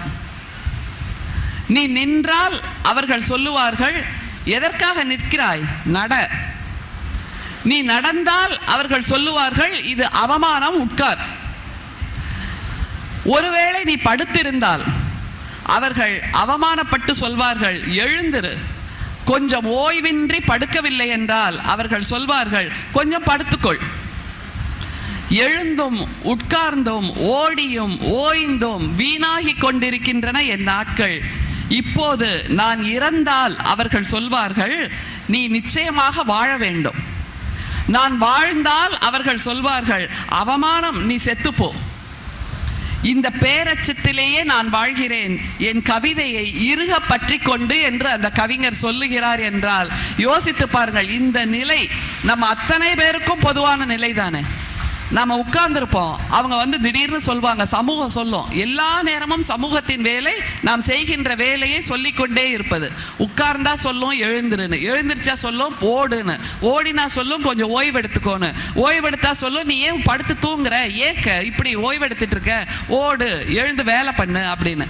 அப்புறம் எனக்கு எதுவுமே வேண்டாம்ப்பா ஆள விடுங்க அப்படின்னு சொன்னாலும் அது நம்மை இறுக பற்றி கொள்ளும் என்ற இந்த உணர்வை கடத்துகின்ற ஒரு மொழியாக இந்த மொழிதான் இருக்கிறது. உணர்வை கடத்துகின்ற ஒரு வாகனம், உணர்வை கடத்துகின்ற ஒரு ஆயுதமாக மொழி இருக்கிறது என்றால் அதனால் தான் சொல்கிறோம் மொழி என்பது நம் அடையாளம் என்று. இன்னொரு முக்கியமான கவிதை உங்களுக்கெல்லாம் தெரிஞ்சிருக்கும், தமிழ் இலக்கிய மாணவர்கள் நிச்சயமா படிச்சிருப்பீங்க. பெருங்கோப்பெண்டு அப்படின்னு அந்த படைப்பாளர் தெரியுமா உங்களுக்கு? பூதப்பாண்டியனோட மனைவி பெருங்கோப்பெண்டு. தெரியுமா தெரியாதா? தெரியும்னா கை தூக்குங்க. தமிழ் இலக்கிய மாணவர்கள் நீங்களும் படிக்கல இன்னும், சரி இனிமையாவது தெரிஞ்சுக்கோங்க. அந்த பூதப்பாண்டியன் மனைவி பெருங்கோப்பெண்டு எழுதிய ஒரு கவிதை. இதுல பொதிந்திருக்கின்ற அந்த உணர்வுகள் இதெல்லாம் உங்களுக்கு பரிச்சயம் இல்லாத உணர்வுகள். ஏன்னா இந்த நிலையெல்லாம் உங்களுக்கு தெரியவே தெரியாது. இப்படி கூட சமூகம் இருந்ததா அப்படின்னு ஒரு ஆச்சரியத்தோடு தான் நீங்க இதை கேட்பீங்க. ஒரு காலம் இருந்தது குழந்தைகளே. என்ன காலம் தெரியுமா? கணவன் இறந்து விட்டால் மனைவி உடன்கட்டை ஏறணும், சதி என்கின்ற அந்த நிலை இருந்தது இல்ல. அந்த சதிங்கிற நிலையில அந்த பூதப்பாண்டியன் இறந்த உடனே இந்த அம்மா பெருங்கோப்பெண்டு என்கின்ற அந்த அரசி அவ தானும் போய் விரும்பி ஏற்றுக்கொண்டு நான் இந்த சதியில் இந்த உடன்கட்டை ஏறுதலில் ஈடுபடுகிறேன், எனக்கு உயிரோடு இருக்க பிடிக்கவில்லை அப்படின்னு சொல்றான்.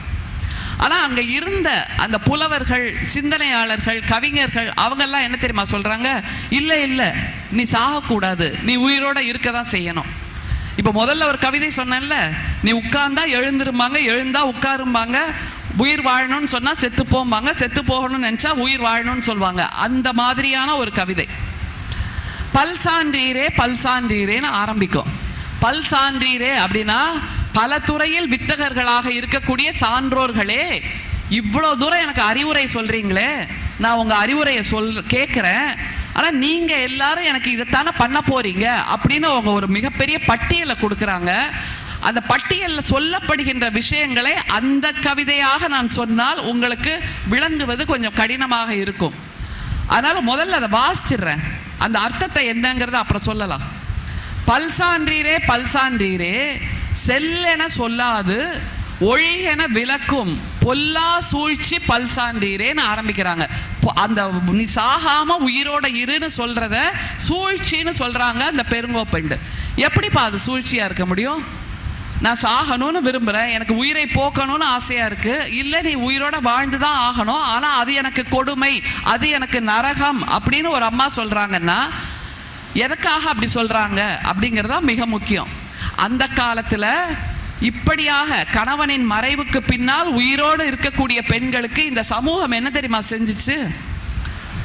இதெல்லாம் மனசுல நினைச்சு பாருங்களேன், அதிர்ச்சியா இருக்கும். வெள்ளரி விதை இருக்குல்ல, அந்த வெள்ளரி விதை மாதிரி சோறு, அந்த சோறும் உடனே வடித்து சுட சுட போடுறதில்ல.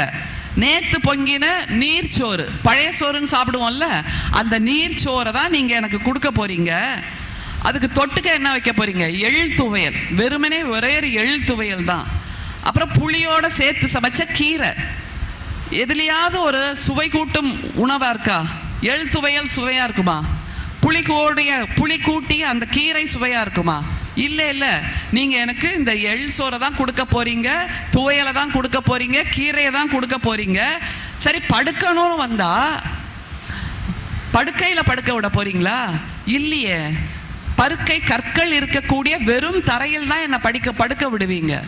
இந்த தரையில் இப்போ கார்பெட் போட்டிருக்கு, இந்த கார்பெட் போடாமல் மண்ணாக இருக்கக்கூடிய தரையில் தான் எனக்கு படுக்க விடுவீங்க அப்படின்னு சொல்லிட்டு, இந்த மாதிரி ஒரு கைமை நோன்பு நோக்கின்ற பெண்ணாக நான் வாழ்வதை விட என்னுடைய உயிர் துறப்பது சிறந்தது, அதனால் வாழ்க்கை எனக்கு நரகம், உயிர் துறப்பது தான் சொர்க்கம் என்று சொல்லுகிறார் அந்த பெண்மணி என்றால், இது இப்போ இல்லை குழந்தைகளே, 2000 வருஷத்துக்கு முன்னாடி இருந்த விஷயம்.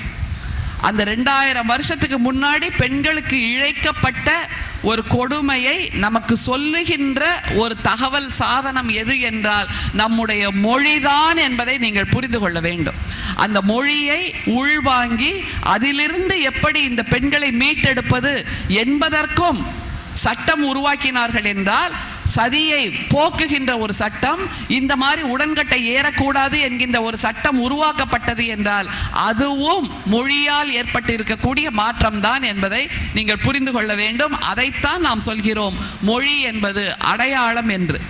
சரி, இதெல்லாம் கூட விட்டுறலாம். மார்ட்டின் லூதர் கிங் ஜூனியர் தெரியுமா உங்களுக்கு? அமெரிக்காவில் இருந்த ஒரு கருப்பின தலைவர். அவரோட உரை உலகத்திலேயே மிகச்சிறப்பான ஒரு உரையாக இன்னமும் கொண்டாடி கொண்டிருக்கிறோம்.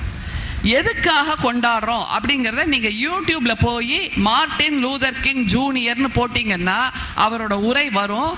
இப்போ யூடியூப்ல வருது. ஆனால் உங்களை போன்ற மாணவியாக நான் இருந்த காலத்தில் இப்படியான வாய்ப்பு இல்லை என்பதால் அவருடைய உரையை நான் வாசித்திருக்கிறேன் குழந்தைகளே.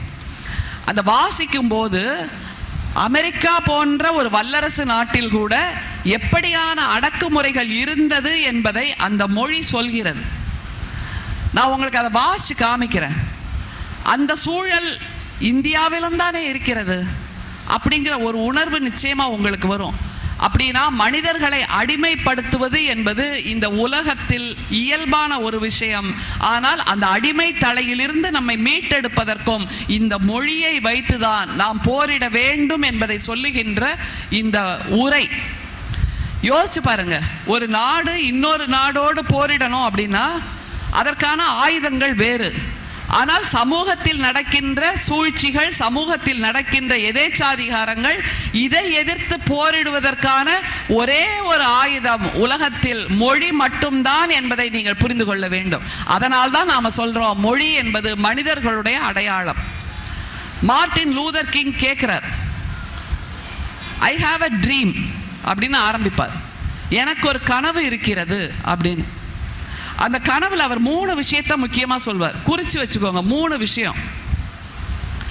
I looked a day when people will not be judged by the color of their skin but by the content of their character. ஒரு மனிதனுடைய நிறத்தை வைத்து அவனுடைய தகுதிப்பாட்டை நிர்ணயம் செய்வதை விட அவனுடைய வல்லமை, அவனுடைய குணத்தை வைத்து நிர்ணயம் செய்யக்கூடிய ஒரு நாளை பற்றி நான் கனவு காண்கிறேன் அப்படின்னு மார்ட்டின் லூதர் கிங் சொல்றாருன்னா, இப்போ நம்ம தமிழ்நாட்டில் அல்லது நம்ம இந்தியாவில் பொருத்தி பாருங்க. வெள்ளையா இருக்கிறவன் என்ன செய்ய மாட்டான்? வெள்ளையா இருக்கிறவன் பொய் சொல்ல மாட்டான். அப்ப கருப்பா இருக்கிறவங்கெல்லாம் பொய் சொல்லுவாங்களா? நான் கூட கருப்பு தான், இது என்னுடைய திராவிடத்தின் நிறம் தானே, இதை எதுக்கு நான் வெளுப்பாக்கி கொள்ள வேண்டும்? கேட்கலாமா? அப்போ கருப்பாக இருப்பது என்பது என்னுடைய குணம் அல்ல. உண்மையாக இருப்பதுதான் என் குணம். ஆனால் சமூகம் என்ன செய்கிறது? வெள்ளையாக இருப்பவன் பொய் சொல்ல மாட்டான் என்கின்ற ஒரு பொது புத்தியை உருவாக்கி இருக்கிறது. மார்ட்டின் லூதர் கிங் கனவு காண்கிறார். I have a dream, I look upon a day when I will not be judged by the colour of my skin but the content of my character என்று முதல் வாக்கியத்தை சொல்கிறார். அடுத்த கனவாக அவர் சொல்கிறார், darkness cannot drive our darkness, only light can do that. இந்த இடத்துல இருட்டா இருக்கு, என்ன பண்ணிருக்காங்க? லைட் போட்டிருக்காங்க. அப்போ darkness cannot drive away darkness, only light can do itங்கிறார்ல. அப்போ இந்த இடத்தில் இருள் இருக்கிறது, அந்த இருளை போக்குவதற்கு நான் தான் வெளிச்சத்தை கொண்டு வர வேண்டும், நானே வெளிச்சமாக வேண்டும் என்று அந்த கருப்பின மக்களுக்கான வெளிச்சமாக மாறியவர் மார்ட்டின் லூதர் கிங் என்பதை நீங்கள் புரிந்து கொள்ளுங்கள். ஐயோ இருட்டா இருக்கே, ஐயோ இருட்டா இருக்கே அப்படின்னு புலம்பிட்டு இல்லை. அந்த புலம்பல் இல்லாமல் அதற்கு ஒரு தீர்வை கொடுக்க வேண்டும். அந்த தீர்வை மொழி மூலமாக கொண்டு வருகிறார். மூணாவது விஷயம், love is the only force capable of transforming an enemy into friend அப்படிங்கிறார். love is the only force transforming an enemy into friend. எதிரியை கூட நண்பனாக, தோழனாக, சகோதரனாக, உறவினனாக மாற்றக்கூடிய வல்லமை அன்புக்கு, பேரன்புக்கு மட்டும்தான் உண்டு என்பதனால்தான் அங்கே மார்ட்டின் லூதர் கிங் தொடங்கி நம்முடைய இந்தியாவில் நம்முடைய தேசத்தந்தை மகாத்மா முதற்கொண்டு எல்லோரும் உச்சரித்த ஒரே சொல் அன்பு என்பதும் அஹிம்சை என்பதும் அதுதான் இவர்களுடைய அடையாளமாக மாறி நிற்கிறது. குழந்தைகளே, இவர்களுடைய அடையாளமாக மாறி நிற்கிறது. நம்முடைய அண்ணல் அம்பேத்கரை தெரியுமா உங்களுக்கெல்லாம்? எத்தனை பேருக்கு தெரியும்? கை தூக்குங்க பார்க்கலாம். அண்ணல் அம்பேத்கர், அறிவர் அம்பேத்கர்னு சொல்லுவோம். இந்தியாவில் அவரை தாழ்த்தப்பட்டவர் என்பதனால் ஒதுக்கி வைத்தது இந்த சமூகம். நாம எல்லாரும் இப்ப உள்ள வந்து உட்கார்ந்து கல்வி கற்றுக்கொண்டிருக்கிறோம். ஆனால் அண்ணல் அம்பேத்கர் வாசிக்க ஆரம்பித்த போது, பள்ளி சென்ற போது அவரை உள்ளே விடவில்லை. குழந்தைகளை, வெளியில போய் நீ உட்காரு, என்ன சத்தம் கேட்குதோ அதை வச்சு நீ படிச்சுக்கோ என்று சொன்னது இந்த சமூகம். அதைத்தான் மார்ட்டின் லூதர் கிங் சொல்கிறார். உன்னுடைய பிறப்பை வைத்து அவருடைய தகுதியை நிர்ணயம் செய்யக்கூடாது, அறிவால் நிர்ணயம் செய்யப்பட வேண்டும் என்று சொன்ன அந்த தத்துவத்தை அண்ணல் அம்பேத்கருக்கு பொருத்தி பாருங்கள். அவர் சொல்கிறார், பெண்களுக்கான ஒரு வாக்கியமாக, பெண்களுக்கான ஒரு சொல்லாக, அசரீரியாக நீங்கள் இதை எடுத்துக்கொள்ள வேண்டும். பெண்களே, நீங்கள் ஆடுகளாக இருக்காதீர்கள், சிங்கங்களாக இருங்கள். பலிபீடத்தில் பலியிடப்படுபவை ஆடுகள் தானே தவிர சிங்கங்கள் அல்ல. எனவே பெண்களே, நீங்கள் ஆடுகளாக இருக்காதீர்கள், சிங்கங்களாக இருங்கள் என்று சிங்கங்களாக உங்களை சீறி எழச் சொன்னவர் நம்முடைய அண்ணல் அம்பேத்கர். மொழி அவருடைய அடையாளம். மொழி என்றால் சொல்லுகின்ற வார்த்தை இல்லை, அதனுள் அவர் எந்த நெருப்பை பொதிந்து வைக்கிறார், எந்த வெடிகுண்டை பொதிந்து வைக்கிறார், எந்த ஆயுதத்தை பொதிந்து வைக்கிறார், அதன் மூலமாக சமூகத்தில் இருக்கக்கூடிய அந்த கொடுமைகளை, அந்த எதேச்சாதிகாரத்தை நிர்மூலமாக்குகிறார் என்பதுதான் மொழியின் அடையாளம். இவர் இதை சொல்லிட்டாரு, அது அழகா இருக்கு, சொல்வதற்கு சுவையா இருக்கு. இல்லை குழந்தைகளே, அப்படி எதுகை மோனையோடு தேமா புளிமா என்று சொல்வதற்கல்ல மொழி. அதன் மூலமாக நீங்கள் சமூகத்தில் என்ன மாற்றத்தை உருவாக்குகிறீர்கள், அதுதான் மொழியின் அடையாளம். தந்தை பெரியார் நம்முடைய தமிழ்நாட்டின் மிகச்சிறந்த சிந்தனையாளர் என்றால் தந்தை பெரியார். அவர் 1932ஆம் வருஷத்துல ஒரு கட்டுரை எழுதுகிறார், குடியரசு என்கின்ற அவருடைய இதழ். ரொம்ப சந்தோஷப்படுறார் அந்த கட்டுரையில, கொண்டாடுறார். 1932 என்ன கொண்டாட்டம் அப்படின்னு பார்த்தா, அப்போ இந்தியாவில் ஒரு அறிவிப்பு கொடுக்கப்பட்டிருக்கிறது. என்ன அறிவிப்புனா, இந்திய சரித்திரத்திலேயே இதுவரை கேட்டிராத ஒரு புதிய சம்பவம் பரிசாத்தமாக இவ்வாண்டிலிருந்து ஆரம்பிக்கப்பட போகிறது. இதுவரை கேட்டிராத அப்படின்னு ஒரு முன்னுரை சொல்றாருல்ல, அப்ப என்னவா இருக்கும்? 1932 என்னது அது இதுவரை கேட்டிருக்காத ஒரு விஷயம் அப்படின்னா, அதாவது பெண்கள் போலீஸ் உத்தியோகத்துக்கு சேர்க்கப்பட போகிறார்கள், போலீஸ் உத்தியோகத்துக்கு சேர்க்கப்பட போகிறார்கள், காக்கி உடை அணிய போகிறார்கள் என்கின்ற அந்த தகவலை 1932 கொண்டாடி இருக்கிறார் நம்முடைய தந்தை பெரியார். என்றால் மொழியின் மூலமாகத்தான் அதை வெளிப்படுத்த முடியும். அந்த மொழியின் மூலமாக ஒரு வரலாற்று தகவலை 2025 இருக்கக்கூடிய நமக்கு கடத்தி இருக்கிறார். அது ஏன் கொண்டாட்டம்ங்கிறதுக்கு காரணம் வேணும்ல. அதை அவர் அடுத்த பத்தியில சொல்றார், கேளுங்க பெண்களே, நமக்கான விஷயம். இப்படியெல்லாம் இருந்த பெண்களாக இருந்தவர்கள் தான் நாம் இன்றைக்கு மாறி நிற்கிறோம் குழந்தைகளே. அப்படி மாற்றத்தை உருவாக்குவதற்கு அவர்களும் ஆண்களும் நமக்கு துணை புரிந்திருக்கிறார்கள் என்பதுதான் நம்முடைய தமிழ்நாட்டின் மிகச்சிறப்பான சமூக நிலை. எதற்காக கொண்டாட வேண்டும் என்று தந்தை பெரியார் சொல்றார்.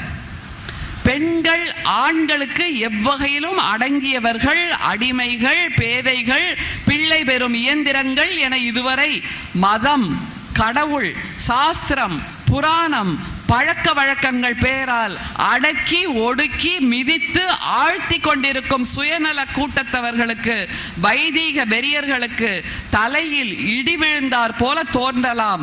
அடுப்பங்கரையே கைலாசம், ஆம்படையானே சொர்க்கலோகம் என்ற எண்ணத்தில் பெண்கள் இனி இருக்க மாட்டார்கள். அதனால் நான் கொண்டாடுகிறேன் என்று சொல்கிறார். எவ்வளவு தூரம் சமூகத்தை உள்வாங்கி இருக்கார் பாருங்க.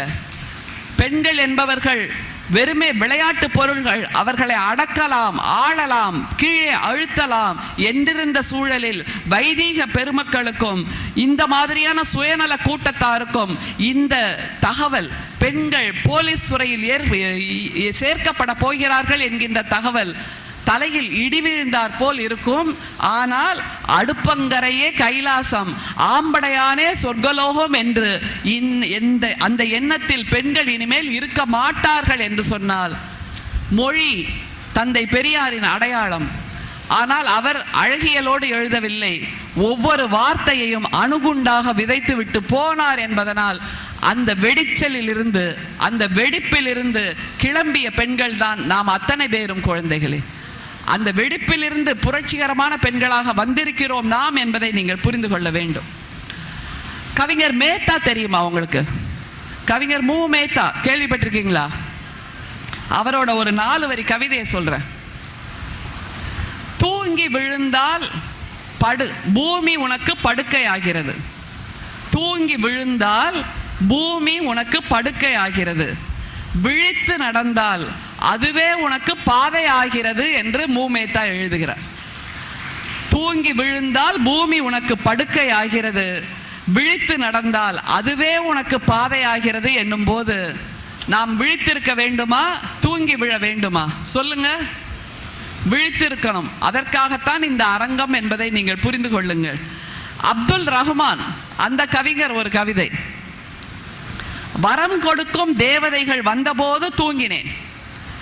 தேவதை வந்தாச்சு வீட்டுக்கு, கதவை தட்டுறாங்க, நான் உனக்கு வரம் கொடுக்க வந்திருக்கேன், தயவுசெய்து கதவை தர அப்படின்னப்ப நாம இன்னமும் இழுத்து போத்திக்கிட்டு தூங்குறோம்.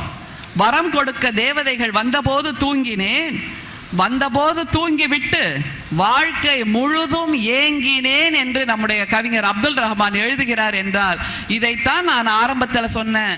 இந்த மேடையை, இந்த அரங்கத்தை நீங்கள் பயன்படுத்தி கொள்ளுங்கள். உங்களுக்கான வரத்தை கொடுக்கின்ற ஒரு வாய்ப்பு தான் இந்த மாபெரும் தமிழ் கனவு.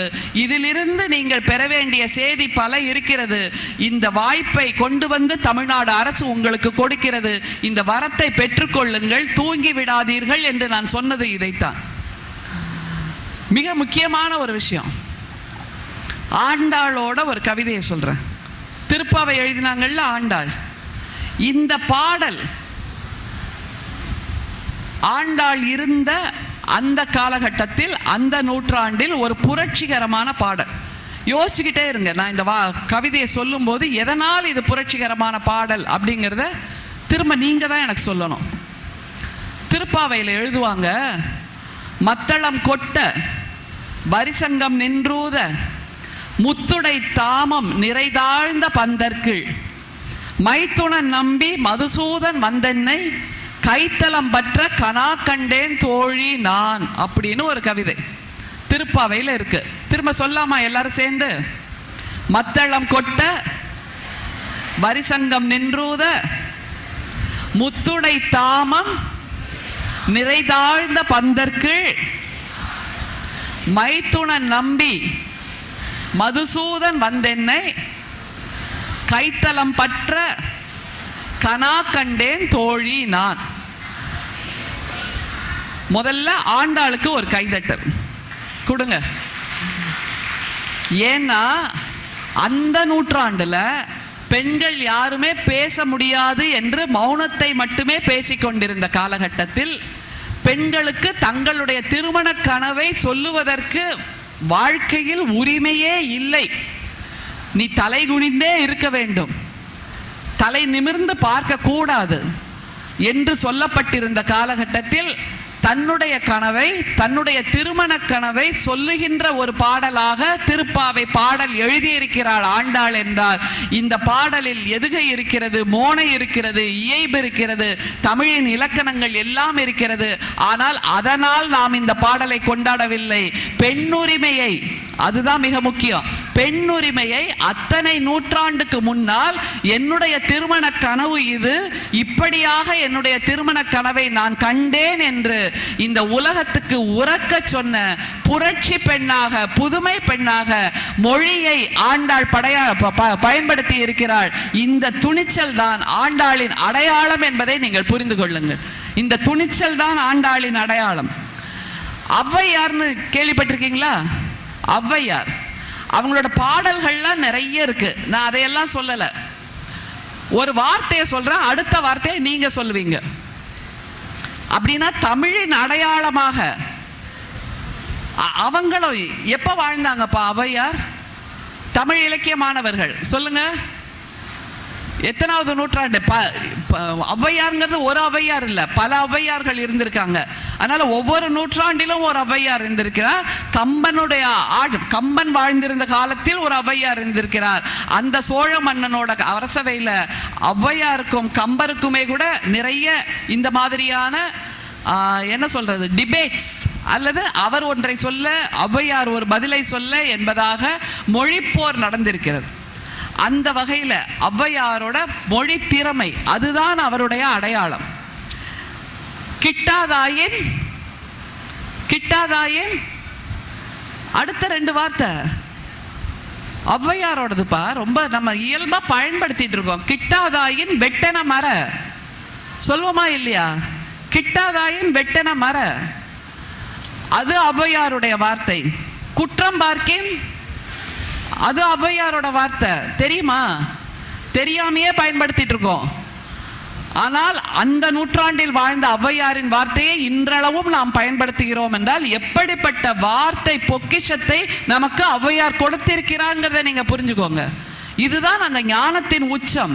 மொழி நம் அடையாளம் என்று சொன்னால் வெறுமே வார்த்தை, அலங்கார வார்த்தையை நம்ம சொல்லல, அதன் மூலமாக நீங்கள் சமூகத்துக்கு கொடுக்கின்ற ஞானம் தான் நம்முடைய அடையாளம். கிட்டாதாயின் வெட்டன மர, குற்றம் பார்க்கின் சுற்றம் இல்லை, தாயில் சிறந்த தந்தை சொல்மிக்க, அதுவும் ஔவையாரோட வரிதான். கெட்டாலும் மேன்மக்கள். Very good. உங்களுக்கே ஒரு கைதட்டல் கொடுங்கப்பா. ரொம்ப சந்தோஷமா இருக்கு நிஜமாவே.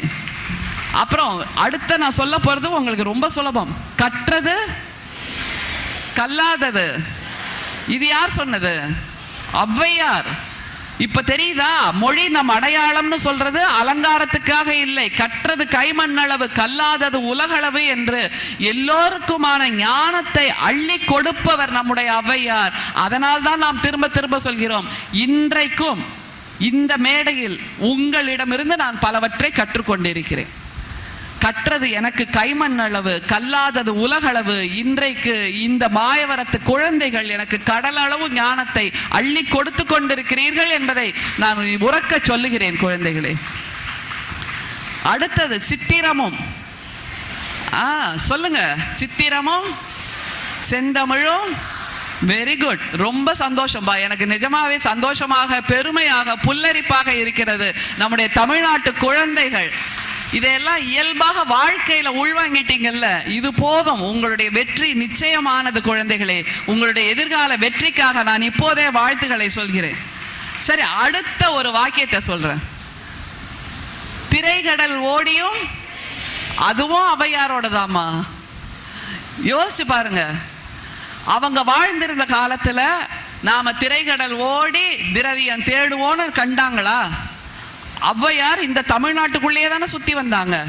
ஆனால் 2025 இந்த மாயவரத்து மாணவர்கள் வருவார்கள், அவர்கள் எதிர்காலத்தில் வெளிநாட்டுக்கு போய் செல்வம் சம்பாதிப்பார்கள் தெரிஞ்சு வச்சு அந்த நூற்றாண்டிலேயே சொல்லியிருக்காங்கன்னா, இந்த உத்வேகத்தை கொடுக்கின்ற அந்த இயல்பை தான் நாம் மொழி நம் அடையாளம் என்று சொல்கிறோம். இன்னொரு வாக்கியம் சொல்றேன், மதியாதார் தலைவாசல். போடுங்கப்பா. சரி, ஒரு 4 கோடி பாட்டு சொல்லலாமா? ஔவையாரோட தான். மதியாதார் தலைவாசல் மிதித்தொரு கால் சென்று, சொல்லுங்க. மதியாதார் தலைவாசல் மதித்தொரு கால் சென்று மிதியாமை கோடி பெறும். திரும்ப சொல்லுங்க. மதியாதார் தலைவாசல் மதித்தொரு கால் சென்று மிதியாமை கோடி பெறும். இந்த வரியில ஒரு ட்விஸ்ட் வச்சிருக்காங்க. உங்களுக்கு தெரியுதா? ஒரே ஒரு வார்த்தையில வச்சிருக்காங்க. அந்த பொடி, இப்பெல்லாம் நம்ம சொல்லுவோம்ல பொடி வச்சு பேசுற அப்படின்னு, வச்சு செஞ்சிருக்காங்கப்பா ஔவையார் அந்த காலத்திலேயே. மதியாதார் தலைவாசல் மதித்து ஒரு கால் சென்றுங்கிறாங்க. ஒரே ஒரு காலை நீ தூக்கி உள்ள வச்சா உடனே தெரிஞ்சிடும் உனக்கு அவங்க மதிப்பா இருக்காங்களா இல்லையான்னு. அந்த 2வது காலை கூட நீ தூக்கி உள்ள வைக்காத, உடனே திரும்பி வந்துடு அப்படின்னு சொல்றாங்க. மதித்தொரு கால் சென்றுனா சும்மா அப்படி பார்க்க கூடாது. ஔவையார் ஒரு கால் சென்றுன்னு சொல்லியிருக்காங்க அப்படின்னா, ஒரே ஒரு காலை தூக்கி நீ உள்ள வச்சு அப்பவே கண்டுபிடிச்சிடலாமா இல்லையா? அவங்க முக பாவனையிலே தெரியுமா இல்லையா நம்ம வர்றது அவங்களுக்கு பிடிச்சிருக்கா இல்லையான்னு? அப்படின்னா பிடிக்கலைங்கிறப்போ நீ 2வது காலை எடுத்து உள்ள வைக்காத. அதுதான் இந்த முதல் கோடி. அடுத்த கோடி என்னது? உண்ணீர் என்று உபசரியா தம்மனையில் உண்ணாமை கோடி பெறும். சாப்பிடுங்கன்னு சொல்லாம வந்துட்டீங்களா தட்டை போட்டு தின்னுட்டு போங்க அப்படின்னு சொன்னா நம்ம கை நினைப்போமா? சொல்லுங்க குழந்தைகளே. ஆமாவா இல்லையா? இல்ல. அப்போ அந்த சுயமரியாதை, அதைத்தான் சொல்கிறார் நம்முடைய ஔவையார். அடுத்தது கோடி கொடுத்தும், என்ன வார்த்தை அது? கோடி கொடுத்தும் குடிப்பிறந்தார் தம்மோடு கூடுதல் கோடி பெறும். இப்பெல்லாம் கோர்ட்ல அண்ணன் தம்பி சண்டை, பங்காளி சண்டை, அண்ணன் என் நிலத்தை பிடுங்கிட்டான், தம்பி என் வீட்டை பிடுங்கிட்டான், சண்டை வருதா இல்லையா? பங்காளிகள்லாம் சண்டை போட்டுக்கிறாங்களா இல்லையா? அதைத்தான் சொல்றாங்க. கோடி கொடுத்தும், உனக்கு யாராவது ஒரு கோடி ரூபாயை கொண்டு கொடுத்து உங்க அண்ணனோட சண்டை போடு, உன் தங்கச்சியோட சண்டை போடு, உங்க அக்காவோட சண்டை போடு அப்படின்னு சொன்னா கூட பண்ணாத, குடிப்பிறந்தா தம்மோடு கூடுதல் கோடி பெறும். ஏனென்றால் இந்த ஒரு பிறப்பில் இன்னொரு பிறப்புல என்னோட அண்ணனாவோ என்னோட அக்காவாவோ என்னோட தங்கச்சியாவோ என்னோட தம்பியாவோ வேற யாரும் தான் பிறக்க முடியுமே தவிர, இந்த பிறப்பில் எனக்கான ஒரே ஒரு அண்ணன், ஒரே ஒரு தம்பி, ஒரே ஒரு அக்கா, ஒரே ஒரு தங்கச்சி என்றால் இவர்கள்தான். எனவே இவர்களோடு நான் எந்த நிலையிலும் சண்டை போட மாட்டேன் அப்படின்னு ஒரு உறுதிமொழியை எடுத்துக்கோங்க. அந்த தெளிவைத்தான் ஔவையார் சொல்லியிருக்காங்க. கோடி கொடுத்தும் குடிப்பிறந்தார் தம்மோடு கூடுதல் கோடி பெறும். அடுத்தது மிக முக்கியமான கோடி, கோடானு கோடி கொடுப்பினும் தன்னுடைய நாக்கோடாமை கோடி பெறும்னு சொல்லி முடிக்கிறாங்க. கோடானு கோடி கொடுப்பினும், உனக்கு கோடி ரூபாய் கொடுக்குறேன். மிக சமீபத்தில் ஒரு சம்பவம் நடந்திருக்கு. தர்மசாலான்னு கர்நாடகாவில் ஒரு இடம் இருக்குல்ல, அதில் இந்த இடத்துல இத்தனை பெண்களை கொலை செய்து புதைத்தார்கள் அப்படின்னு முதல்ல ஒரு நபர் வந்து ஒரு ஒப்புதல் வாக்குமூலம் சொன்னார். 1 மாசமா தோண்ட ஆரம்பிச்சாங்க. நிறைய எலும்புக்கூடுகளை கண்டுபிடிச்சாங்க. மிக சமீபத்தில் என்ன ஆயிடுச்சு, அதே நபர் சொல்றாரு, இல்லைங்க நான் தப்பா சொல்லிட்டேன், அது மாதிரிலாம் எதுவுமே நடக்கலை. என்ன நடந்தது? நடுவில் என்ன நடந்திருக்கும்? இதைத்தான் சொல்றாங்க ஔவையார், கோடானு கோடி கொடுப்பினும் தன்னுடைய நாக்கோடாமை கோடி பெறும். உனக்கு கோடி ரூபாய் கொடுத்திருக்காங்க, ஆனால் நீ சொன்ன சொல்லை மாற்றி பேசுகிறாய் என்றால் அது உன்னுடைய பிறப்புக்கு இழிவு என்று சொல்லுகின்ற அந்த விழுமியம், அதுதான் மொழியின் அடையாளம் அப்படிங்கிறத நீங்க நினைவில் வச்சுக்கோங்க. மிக முக்கியமா இன்னும் 2 மட்டும் சொல்லிட்டு நிறைவு செய்கிறேன்.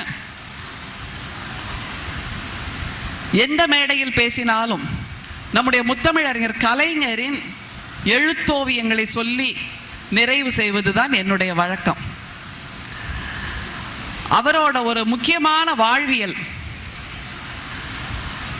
முடியுமா என்பது கேள்விக்கு முன்வரும் தயக்கம்.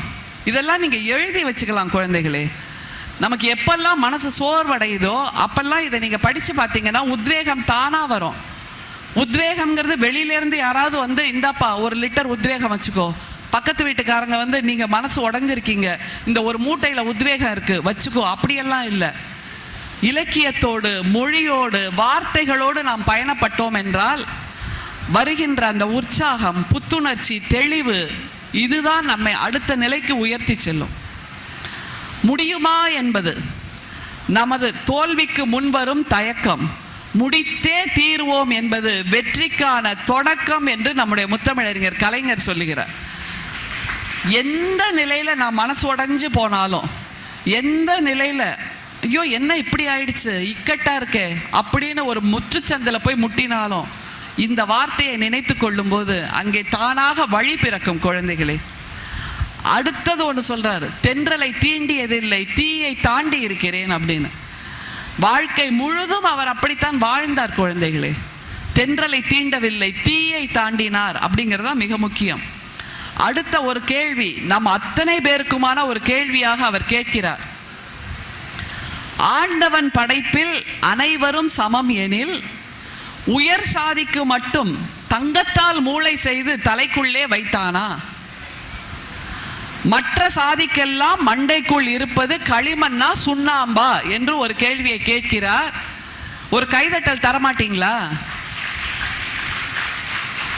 ஆண்டவன் படைப்பில் அனைவரும் சமம் எனில் உயர் சாதிக்கு மட்டும் மண்டைக்குள் தங்கத்தால் மூளை செய்து தலைக்குள்ளே வைத்தானா? மற்ற சாதிக்கெல்லாம் மண்டைக்குள் இருப்பது சுண்ணாம்பா களிமண்ணா என்று கேட்டால் இந்த கேள்வி யாருக்கான கேள்வி என்றால் 20 நூற்றாண்டுகளாக ஒடுக்கப்பட்டவர்களாக நம்மை வைத்து, தாழ்த்தப்பட்டவர்களாக நம்மை வைத்து, முதுகெலும்பு முறிக்கப்பட்டவர்களாக நம்மை வைத்து, அடிமைகளாக வைத்திருந்த அந்த எதேச்சாதிகாரர்களை நோக்கி நம்முடைய கலைஞர் கேட்டார். அதற்கு பின்புதான் தமிழ்நாட்டில் ஒரு அறிவு புரட்சி வந்தது, சிந்தனை புரட்சி வந்தது. நமக்கான வாசல்கள் திறந்தன, நமக்கான கல்விக்கூடங்கள் திறந்தன, நமக்கான தொழில் வாய்ப்புகள் உருவாகின, நமக்கான வேலை வாய்ப்புகள் உருவாகின. அதனால் இன்றளவும் வெளிநாட்டிலும் சரி மேலை நாடுகளிலும் சரி வெற்றி பெற்று நிற்கின்ற தமிழர்களும் தமிழச்சிகளும் உருவானார்கள் என்றால் அதற்கு காரணம் இந்த கேள்வி குழந்தைகளே.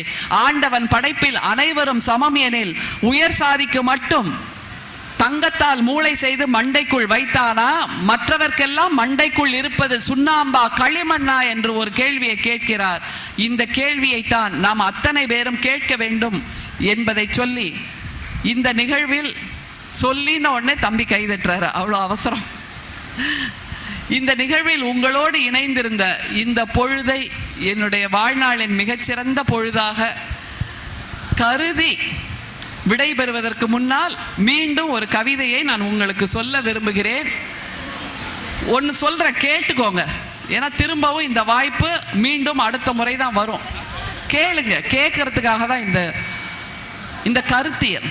சரி, இவ்வளோ பேரை சொன்னேனே, வள்ளுவரை நீ விட்டுட்டியே அப்படின்னு உங்களுக்கு தோணுமா இல்லையா? வள்ளுவரை சாய்ஸ்ல விட்டீங்களா? சாய்ஸ்ல விட்டீங்கல்ல. அந்த தம்பி நேர்மையா ஆமாங்கிறார், அவருக்கு ஒரு கைதட்டல் கொடுங்க. ஆனா சாய்ஸ்ல விட முடியாதவர் வள்ளுவர் என்பதற்கு ஜெர்மனியில் இருக்கக்கூடிய ஒரு தமிழ் கவிஞர் எழுதிய ஒரு கவிதையை நான் உங்களுக்கு சொல்றேன், மனசுல பிடிச்சு வச்சுக்கோங்க. ஜெர்மனிக்கு போயிட்டார் அந்த தமிழர். அங்கே போயும் கூட வள்ளுவரை மறக்க முடியவில்லை, தமிழை மறக்க முடியவில்லை, தமிழ் கவிதையை மறக்க முடியவில்லை. நம்முடைய தமிழ் என்கின்ற அடையாளம் கொடுத்திருக்கக்கூடிய அறம், விழுமியம், இது எதையும் மறக்க முடியல. அதை சொல்லுகின்ற ஒரு கவிதை. அந்த ஜெர்மானிய கவிஞர் பேரு காருண்யன் கன்ஃபியூஷியஸ். என்ன பேரு? காருண்யன் கன்ஃபியூஷியஸ். அவர் ஒரு, இப்ப நம்ம இந்த ஊர்ல மால் இருக்காப்பா, ஷாப்பிங் மால் இருக்கா? இருக்கா? அங்கெல்லாம் போவோம்ல. சனி ஞாயிறுனா எங்க இருப்போம்? ஷாப்பிங் மாலில் தான் இருப்போம். நீ கரெக்டாக சொல்கிற தம்பி, எனக்கு ரொம்ப பிடிச்சிருக்கு. நீ உன்னோட நேர்மை எனக்கு ரொம்ப பிடிச்சிருக்குப்பா. சினிமாவில் ஒரு வசனம் வரும்ல, உன்னோட நேர்மை எனக்கு ரொம்ப பிடிச்சிருக்கு, எழுந்து நில்லுப்பா. தம்பி நான் ஒன்னதான் சொல்றேன், உன் பேர் என்ன? என்னப்பா? சுபாஷ். அந்த சுபாஷ்க்கு ஒரு சபாஷ். எந்த கல்லூரி? எனக்கு கேட்கல, அப்புறம் சொல்லு. ஆனா வாழ்த்துக்கள். இந்த மாதிரி அதான் சொல் பிறழாத நேர்மையோடு இருந்தால் அதுவே முதலில் வாழ்த்துக்குரியது, பாராட்டுக்குரியதுங்கிறத சுபாஷ் காமிச்சிருக்கார். அதனால சனி ஞாயிறுனா நம்ம மால்ல தான் இருப்போம், உட்காந்துக்கோப்பா. அந்த மாதிரி இந்த காருண்யன் கன்ஃபியூஷஸும் ஒரு மாலுக்கு போயிருக்கார். மாலுக்கு போய் சுத்தி வராரு. நம்மள மாதிரி விண்டோ ஷாப்பிங் பண்ணல, அவர் நிஜமாவே ஷாப்பிங் பண்றாரு. அந்த விண்டோ ஷாப்பிங் பண்றத பத்தின ஒரு கவிதை மனசுல அந்த சித்திரத்தை ஞாபகம் வச்சுக்கோங்க. ஒரு ஷாப்பிங் மால், அதுல காருண்யன் கன்ஃபியூஷஸ் சுத்தி வராரு, கடைக்குள்ள எல்லாம் போறாரு, பல விஷயங்களை வாங்குறாரு, பில் போடணும். அந்த இடத்துக்கு வந்து நிக்கிறாரு. அதை பத்தின ஒரு கவிதை, வாழாத காலங்கள் அப்படின்னு அந்த கவிதைக்கு பேரு. அது ஒரு விழா காலம். பல்பொருள் அங்காடியில் 3 புத்தகங்கள் பொறுக்கினேன். விலை செலுத்தும் மாடத்தில் நெடுநேரம் கடுத்து நின்று விலை செலுத்திய பின்னால் மனதை கொள்ளை கொள்கிறது ஒரு வியூ கார்டு. விலை செலுத்தும் மாடத்தில் நெடுநேரம் நின்று விலை செலுத்திய பின்னால் மனதை கொள்ளை கொள்கிறது ஒரு வியூ கார்டு. என்ன அர்த்தம் புரியுதா? 3 புக்கு வாங்கிட்டாரு, கியூல நிக்கிறாரு, நின்று பில்லு போட்டு பில் பே பண்ணியாச்சு. அதுக்கப்புறம் பார்க்குறாரு, முக்கியமான விஷயங்களை அந்த பில் போடுற இடத்துல தானே வச்சுருப்பாங்க எப்போவுமே மால்லாம், ஏன்னா அதுதான் ரொம்ப அட்ராக்ட் பண்ணும். அங்கே பார்க்குறாரு, அங்கே ஒரு வியூ கார்டு இருக்குது. வியூ கார்டுனா என்ன தெரியுமா? இப்போல்லாம் நீங்கள் ஹெச்பிடிக்கெல்லாம் அனுப்புறீங்கல்ல, அந்த மொபைல்லையே அனுப்புறீங்க ஹாப்பி பர்த்டே விஷஸ்ன்னு. அந்த மாதிரி கார்டு இவரோட காலத்தில் தபால் அட்டை மாதிரி இருக்கும். அந்த வியூ கார்டு இவருக்கு பிடிச்சி போச்சு. என்ன பண்ணலாம் யோசிக்கிறாரு. அந்த வியூ கார்டை போய் எடுத்துட்டாரு. எடுத்தா திரும்பவும் கியூ நிற்கிதுல்ல, என்ன பண்ணலாம்?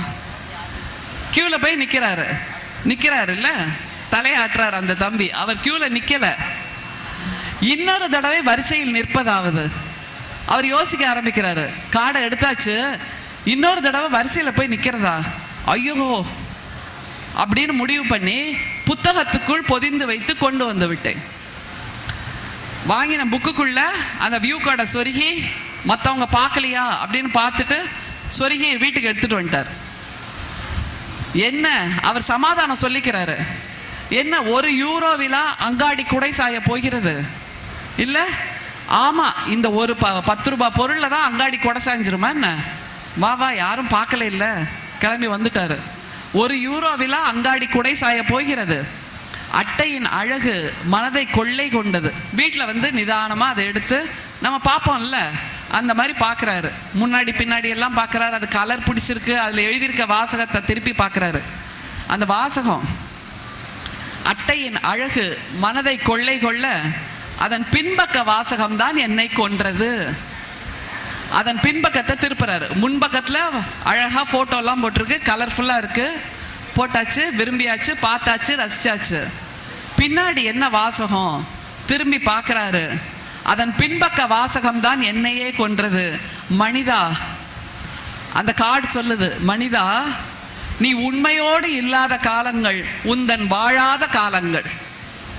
நீ உண்மையோடு இல்லாத காலங்கள் உந்தன் வாழாத காலங்கள் என்று அந்த வியூ கார்டு சொல்லுச்சுன்னா, அவர் அந்த கடையில் வியூ கார்டை எடுத்துக்கிட்டு வீட்டுக்கு வந்த நேரம் வரைக்கும் அவர் வாழாத காலம். ஏனென்றால் அவருடைய நேர்மை மரணித்து போனது. குழந்தைகளே, சரி இதை இப்படியே விட்டுறலாம், விட்டுட்டு போய் நான் வணக்கம் சொல்லிட்டு உட்கார்ந்துடலாம். இதை எங்க நம்ம பொருத்தி பார்க்கணும்? அதுதானே மொழி நம் அடையாளங்கிறதோட விழுமியம்.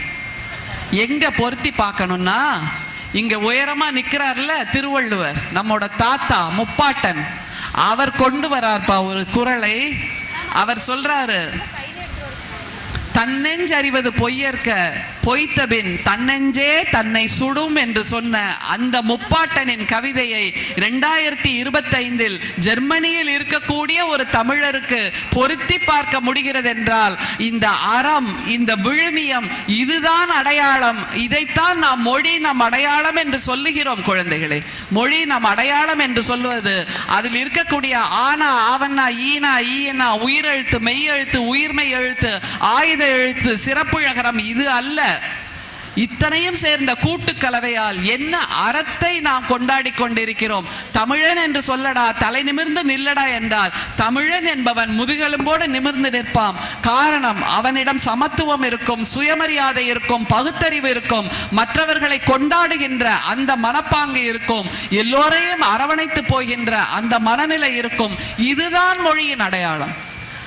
இல்லைன்னா நான் 1 மணி நேரம் நின்று பேசுறேன்னா இதுதான் என்னோட மொழி இல்லை. இந்த மொழியின் மூலமாக உங்களுக்கு பல தகவல்களை சொல்ல வேண்டும், உங்களை வாழ்க்கையில் ஓரடி உயர்த்த வேண்டும் என்று ஓடோடி வந்திருக்கிறோம் அல்லவா நாங்கள்.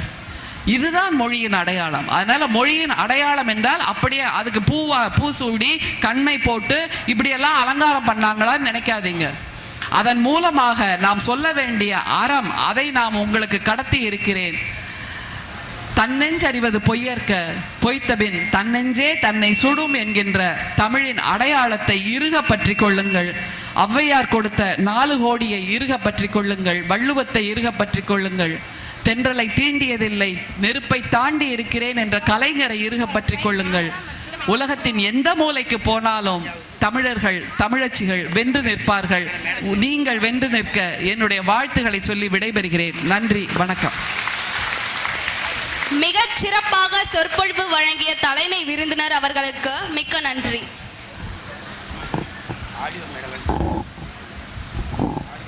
மொழி நம் அடையாளம் என்னும் தலைப்பில் சிறப்புமிக்க சிறப்புரை வழங்கிய நமது சிறப்பு விருந்தினர் கவிஞர் ஆண்டாள் பிரியதர்ஷினி அவர்களுக்கு ஒரு பலத்த கரவொலியோடு நம் வாழ்த்துக்களை, நன்றியை தெரிவித்து மகிழ்கிறோம்.